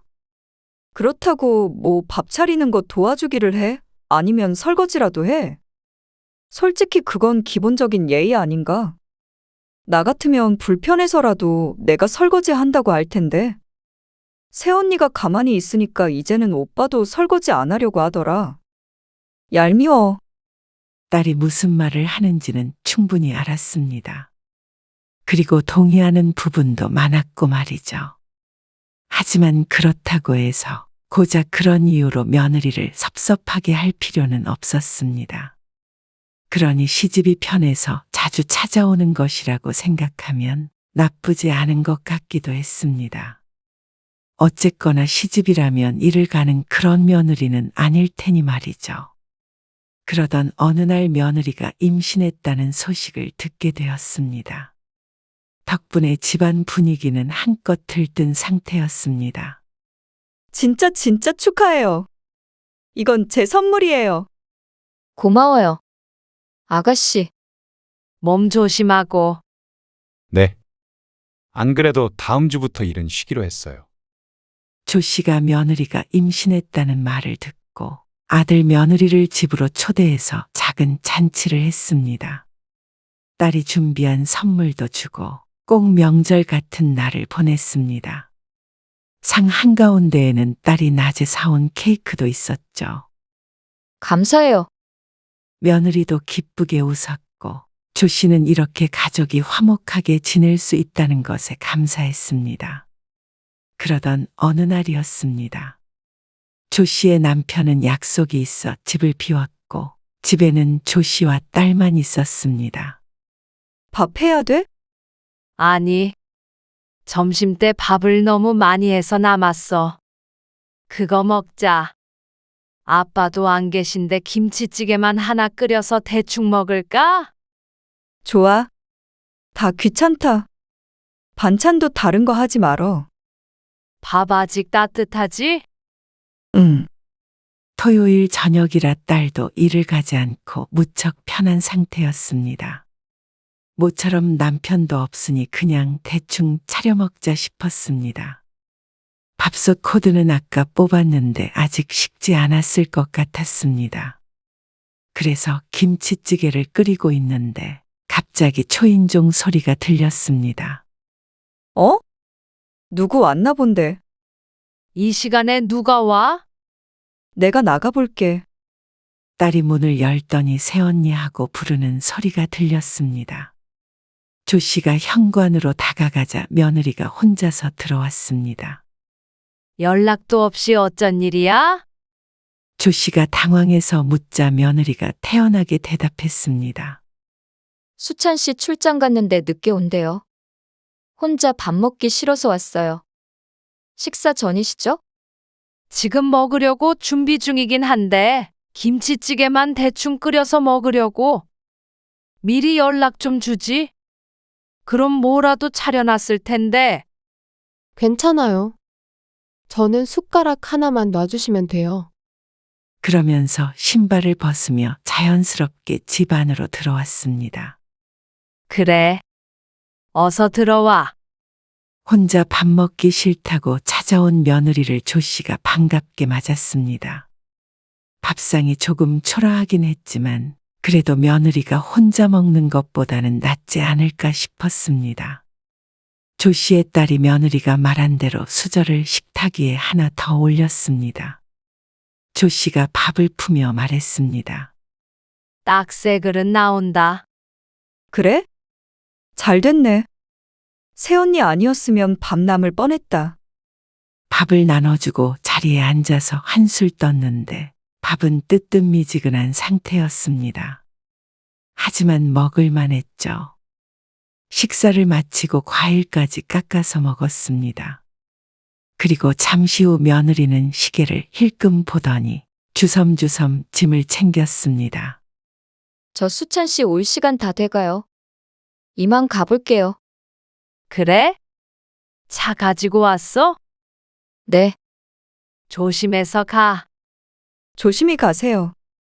며느리는 그렇게 집으로 돌아갔습니다. 그리고 딸이 말했습니다. 새언니 대단하다. 오빠도 없이 혼자 오고. 나 같으면 시어머니 눈치 보여서 그렇게 못했을 텐데. 뭐가 눈치 보여? 좋지 뭐. 수더분하고. 수더분? 새언니가? 못 들을 말을 들었다는 듯한 표정을 짓는 딸을 보며 조 씨는 웃고 말았습니다.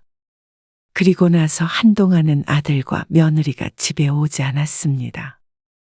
거의 한 달 가까이 되었습니다. 딸이 요즘에 오빠가 안 온다며 궁금해할 정도였습니다.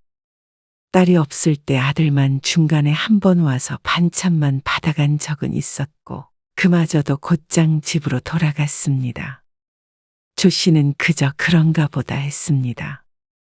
아들도 바쁘다고 했고 며느리가 임신 초기라 집에서 쉬고 있나 보다 생각했죠. 그러다가 어느 날 며느리에게서 전화가 왔습니다.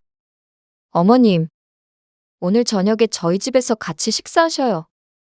너희 집에서? 네. 아가씨랑 어머님 오시면 수찬 씨랑 넷이서요. 아버님 시골 가셨다면서요. 그렇지. 근데 수경이는 오늘 저녁에 약속 있다고 했는데. 아, 그러면 어머님이라도 오셔요. 여태 어머님 댁에서만 먹은 것 같아서 제가 식사 대접하고 싶어서 그래요. 며느리가 웬일인가 싶었습니다. 며느리의 말대로 여태 아들 며느리가 와서 밥을 먹고 간 적은 무척 많았는데 조 씨가 아들네에 가서 밥을 먹은 적은 한 번도 없었습니다. 모처럼 며느리가 초대했으니 딸은 못 가더라도 조 씨는 가자 싶었습니다. 그래. 오늘 저녁에 갈게. 네. 그럼 7시까지 오시면 될 것 같아요. 알았어. 이따가 보자. 조 씨가 기분 좋게 대답을 하고 전화를 끊었습니다. 어쩐지 들뜨는 기분이었습니다. 어쩐 일로 초대를 다 한대. 딸도 의아하게 생각했습니다. 글쎄. 넌 약속 있다고 하니까 수찬이랑 셋이서 먹자는데 처음으로 며느리한테 밥 얻어먹겠네. 아쉽네. 즐거운 시간 보내고 와. 그리고 저녁 7시에 맞춰서 아들네 집에 갔을 때 아들은 보이지 않았습니다. 수찬이는 어디 갔어? 아, 약속이 있대요. 어? 약속. 셋이서 저녁을 먹자더니 뜬금없이 약속이 있다는 아들. 네. 저희 둘이서 먹으라고 하던데요. 뭐야, 말도 없이 갑자기 약속을 잡아? 미리 말했으면 다음에 왔을 텐데. 조 씨는 이상해하며 인상을 찌푸렸습니다. 아무리 아들이라지만 참 이상하다고 생각했습니다. 부모와 한 약속도 약속인데 말이죠.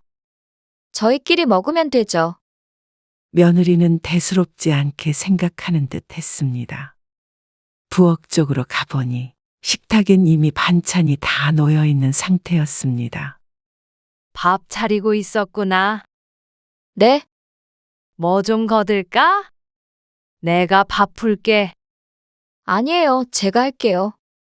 앉아 계세요. 조 씨는 며느리가 가리킨 자리에 앉아서 기다렸습니다. 그러자 며느리가 냉동실에서 동그란 덩어리 하나를 꺼냈습니다. 랩이 씌워 있었는데 멀리서 보니 밥을 싸놓은 것인 듯 했습니다. 싱크대 옆에 밥솥이 있는데 밥을 냉동해서 먹나 싶었습니다. 요즘 사람들이 맵기 밥을 새로 해서 먹지 않는 건 알고 있었고 간편하게 얼렸다가 해동해 먹는다는 것도 많이 들었습니다. 조 씨의 집은 그렇게 하진 않았지만 젊은 부부이니 이해가 갔습니다. 특히나 둘밖에 없으니 매번 새로 밥을 짓는 게 번거로울 수 있겠다 싶었죠. 며느리는 밥을 전자레인지에 돌리더니 밥그릇에 옮겨 담고 조 씨의 앞에 두었습니다. 참 간단해 보였습니다. 이렇게 먹으면 편하긴 하겠다. 그렇죠. 조 씨의 말에 며느리가 대답했습니다. 그런데 곧이어 너무나도 황당한 일이 있었습니다. 며느리의 말이 끝나기가 무섭게 밥솥에서 삑 하는 소리와 함께 취사가 완료됐다는 음성이 들려왔습니다. 그리고 며느리가 밥솥 뚜껑을 열자 김이 펄펄 올라왔습니다. 며느리는 주걱으로 밥을 한 그릇 푸더니 밥솥을 닫았습니다. 그리고 나서 그 밥을 식탁에 올려두고 그 앞에 자신이 앉았습니다. 조 씨는 당황스러운 마음에 며느리의 밥과 자신의 밥을 번갈아 보았습니다. 그런 조 씨의 기색을 충분히 알았을 텐데도 며느리는 아무렇지도 않다는 듯 숟가락을 들었습니다. 맛있게 드세요. 그러더니 뜨거워 보이는 새하얀 밥을 한술 떠서 입에 넣었습니다. 조 씨는 자신의 밥그릇을 내려다보았습니다. 조 씨의 앞에는 냉동해 놓은 그대로 동그란 모양의 밥이 덩그러니 놓여 있었습니다. 김은커녕 색깔마저도 며느리의 밥과는 다소 달라 보였습니다. 무슨 이런 일이 다 있나 싶었습니다. 며느리는 밥을 후 불며 먹다가 조 씨를 쳐다보았습니다. 안 먹고 뭐 하고 있느냐는 눈빛이었습니다. 그래서 조 씨도 마지못해 한술 떴습니다. 전자레인지에 들어갔다 나온 밥은 수분이 부족했습니다. 그리고 심지어 먹으면 먹을수록 안쪽까지 해동되지 않아 가운데는 차갑고 딱딱했습니다. 반면에 며느리의 밥은 딱 보아도 먹음직스러워 보였습니다. 조 씨는 숟가락을 내려놓고 젓가락으로 겉부분만 깨작깨작 먹었습니다. 그리고 점점 조 씨의 표정은 어두워졌습니다. 아무리 애써도 표정 관리가 잘 되지 않았습니다. 어쩜 이런 경우가 있나. 머릿속이 너무 복잡해서 무슨 맛인지도 느낄 수가 없었습니다. 그러자 며느리가 조 씨에게 물었습니다. 왜 이렇게 안 드세요? 입맛에 안 맞으세요? 이상하다. 수찬 씨가 어머님 댁에서 가져온 반찬들인데. 밥에 정신이 팔려 보이지 않았지만 며칠 전에 아들 통해서 들려보낸 자신이 싸준 반찬들이 맞았습니다. 그 말을 들으니 입맛이 뚝 떨어져서 억지로도 먹을 수가 없었습니다. 그러게 입맛이 없네. 며느리는 고개를 갸웃거리더니 야무지게 식사를 이어갔습니다. 조 씨는 그 앞에 앉아서 며느리가 다 먹을 때까지 먹는 신용만 했습니다. 아, 맛있게 잘 먹었다. 어머님 그렇게 안 드셔서 어떻게 해요? 과일이라도 드시고 가세요. 아니야. 속이 안 좋아서 일찍 가봐야 할 것 같아. 아, 그러세요? 그럼 조심히 가세요. 며느리가 웃으면서 조 씨를 배웅했고 어색하게 미소 짓던 조 씨의 표정은 집을 나온 순간 무너졌습니다. 도대체 어떤 얼굴로 며느리를 봐야 하는지 몰랐습니다. 당황해서 아무 말도 못하고 나왔지만 너무나도 황당했고 어이가 없었습니다. 자신은 새로 지은 따끈한 밥을 먹으면서 어떻게 시어머니만 냉동밥을 돌려서 줄 수 있는지 몰랐습니다. 그것도 다 데워지지도 않은 밥을 말이죠. 얼굴이 벌개져서 집으로 돌아온 뒤에 한참을 앉아 있었습니다. 딸이 돌아올 때까지도 심장이 벌렁거려서 아무것도 할 수가 없었죠. 엄마, 왜 벌써 와 있어? 표정은 왜 그렇고? 밥이 맛이 없었나? 아니야. 맛있게 먹었어. 무슨 일 있었어? 딸이 조 씨의 얼굴을 보더니 추궁했습니다. 그래서 며느리와 있었던 일을 털어놓았더니 딸이 분개했습니다. 그런데 그냥 왔다고? 그럼 그냥 오지 어떻게 해? 밥상이라도 엎어버려야 할 거 아니야? 무거운 식탁을 어떻게 엎어? 농담하지 말고.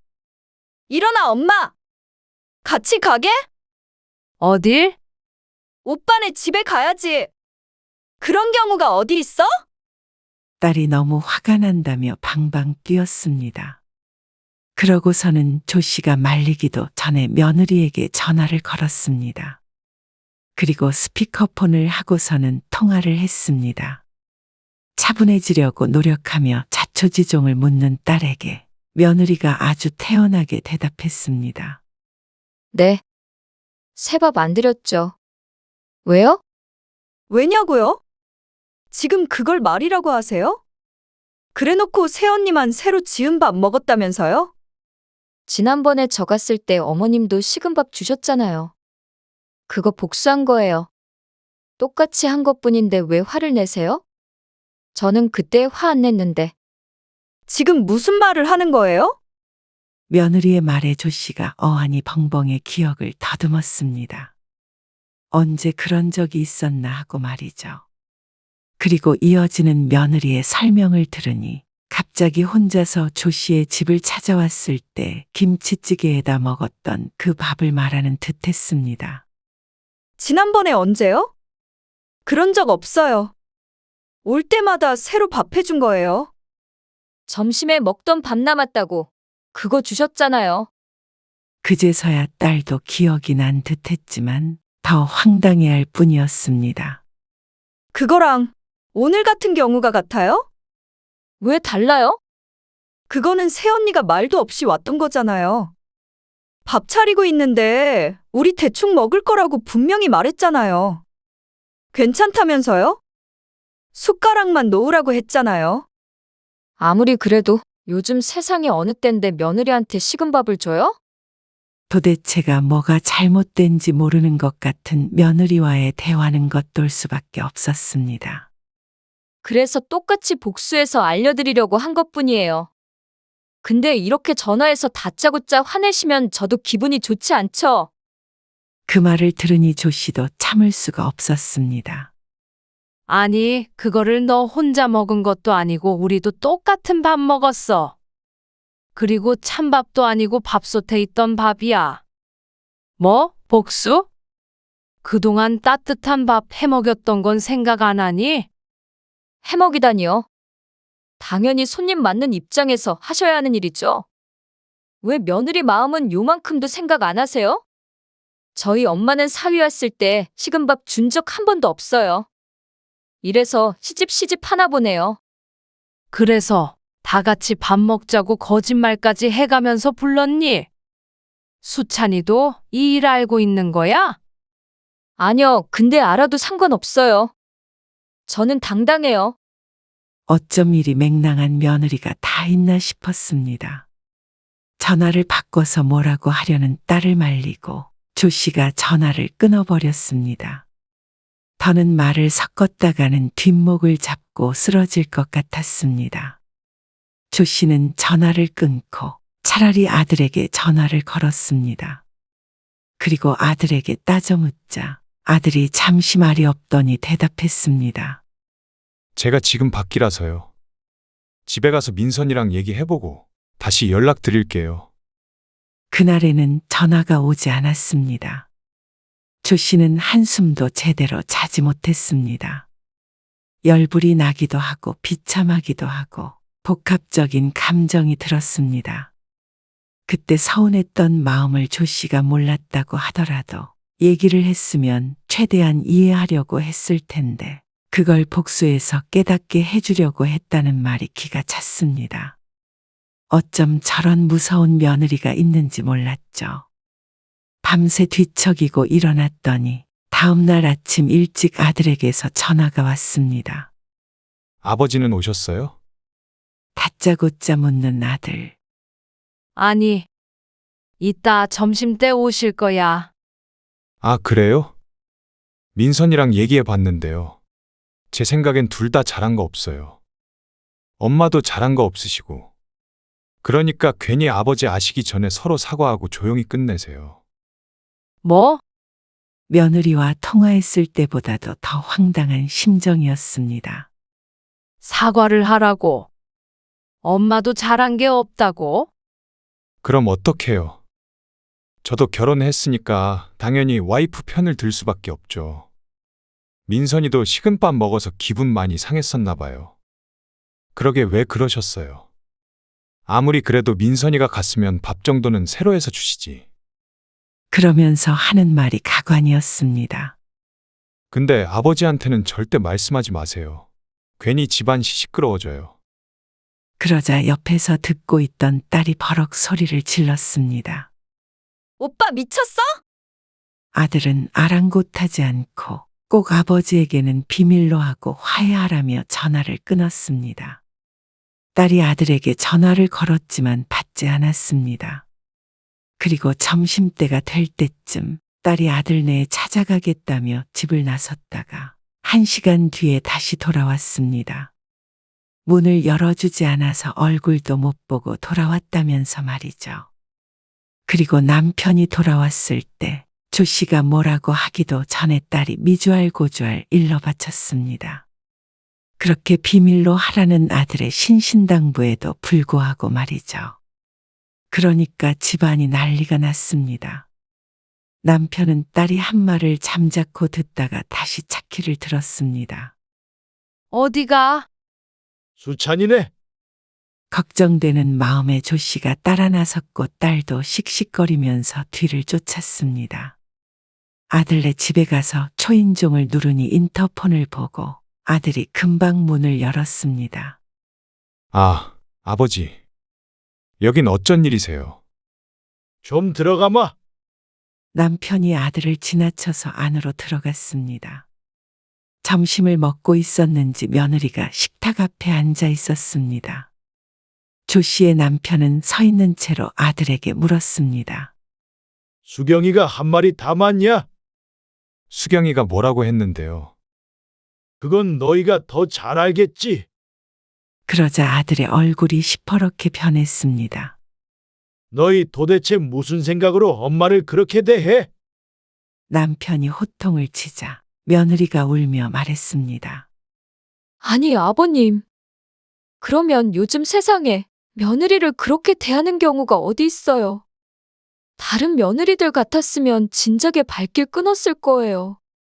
저는 그렇게 하기는 싫고 잘 해결하고 싶어서 똑같이 하면 어머님이 느끼는 바가 있으실 거라고 생각했어요. 그렇게 나름 조용히 해결하려고 한 거예요. 근데 아가씨가 전화를 해서 갑자기 화내고 윽박을 지르는 바람에 안 그래도 임신 초기라 조심해야 하는데 놀랐어요. 그걸 말이라고 해? 수찬이 너는 이 행동이 맞다고 생각하냐? 그러니 아들은 아무 말도 못했습니다. 둘 다 잘못했다는 말은 나오지 않는 모양이었습니다. 남편이 가만히 있다가 식탁 위에 있던 밥그릇을 휙 엎어버렸습니다. 너는 그래놓고는 밥이 목구멍으로 넘어가? 어떻게 이렇게 부모 알기를 우습게 알아? 아버지, 그게 아니라요. 민선이도 나름대로 사정이. 사정이 어찌됐건 간에 그렇게 다 마음에 안 들고 화가 나고 그러면 안 보고 살면 그만이야. 그동안 네 엄마가 너희 눈치 보느라 힘들었던 거 하나도 모르지? 나도 더 이상 네 엄마 고생시킬 마음 없다. 그렇게 잘난 너희가 알아서 살아. 그리고 자식이라는 이유로 받은 지원은 다 돌려줘라. 네? 그게 무슨 말씀이세요? 이 집, 이것도 도로 내놔. 너희 결혼할 때 내가 마련해 준 거지. 아, 아버지, 당장 어디로 가라고요? 민선이 임신했어요. 이러지 마세요. 그러자 며느리가 훌쩍이던 울음을 그쳤습니다. 당장 일이 심각하게 돌아가니 눈치를 보기 시작했죠. 이 집 내놓고 너희가 알아서 살아. 그리고 찾아오지 말아라. 그러면 식은 밥을 먹든 쉰밥을 먹든 하는 일은 없을 거 아니냐. 아버지, 죄송해요. 죄송해요. 어머님, 아버님. 그제서야 그 입에서 죄송하다는 말이 나왔지만 누가 봐도 집 때문에 하는 억지 사과였습니다. 그렇게 당당하고 자기만 잘했다던 며느리의 태도가 180도 변하자 어처구니가 없었습니다. 2달 안에 집 비우고 나가라. 결혼할 때 축의금 들어온 거 너희들한테 현금으로 다 줬지. 그것도 도로 뱉어. 그러자 아들이 갑자기 무릎을 꿇었습니다. 아버지, 그러지 마세요. 태어날 손주를 생각해서라도 화 좀 풀어주세요. 아버님, 죄송합니다. 그런 뜻이 아니었어요. 얼마나 손이 발이 되도록 비는지 보는 사람이 다 안타까울 지경이었습니다. 그러자 남편도 차마 임신한 며느리를 맨몸으로 쫓아낼 수는 없었는지 말을 했습니다. 그럼 이 집에서 살게 해줄 테니까 매달 월세 100만 원씩 네 엄마 통장으로 넣어라. 그거 안 넣으면 바로 쫓아낼 거야. 아니, 아버지. 100만 원이요? 정말 너무하신 거 아니에요?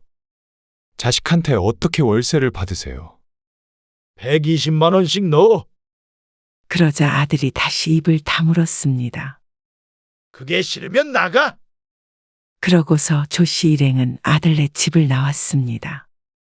착잡한 마음이 들었습니다.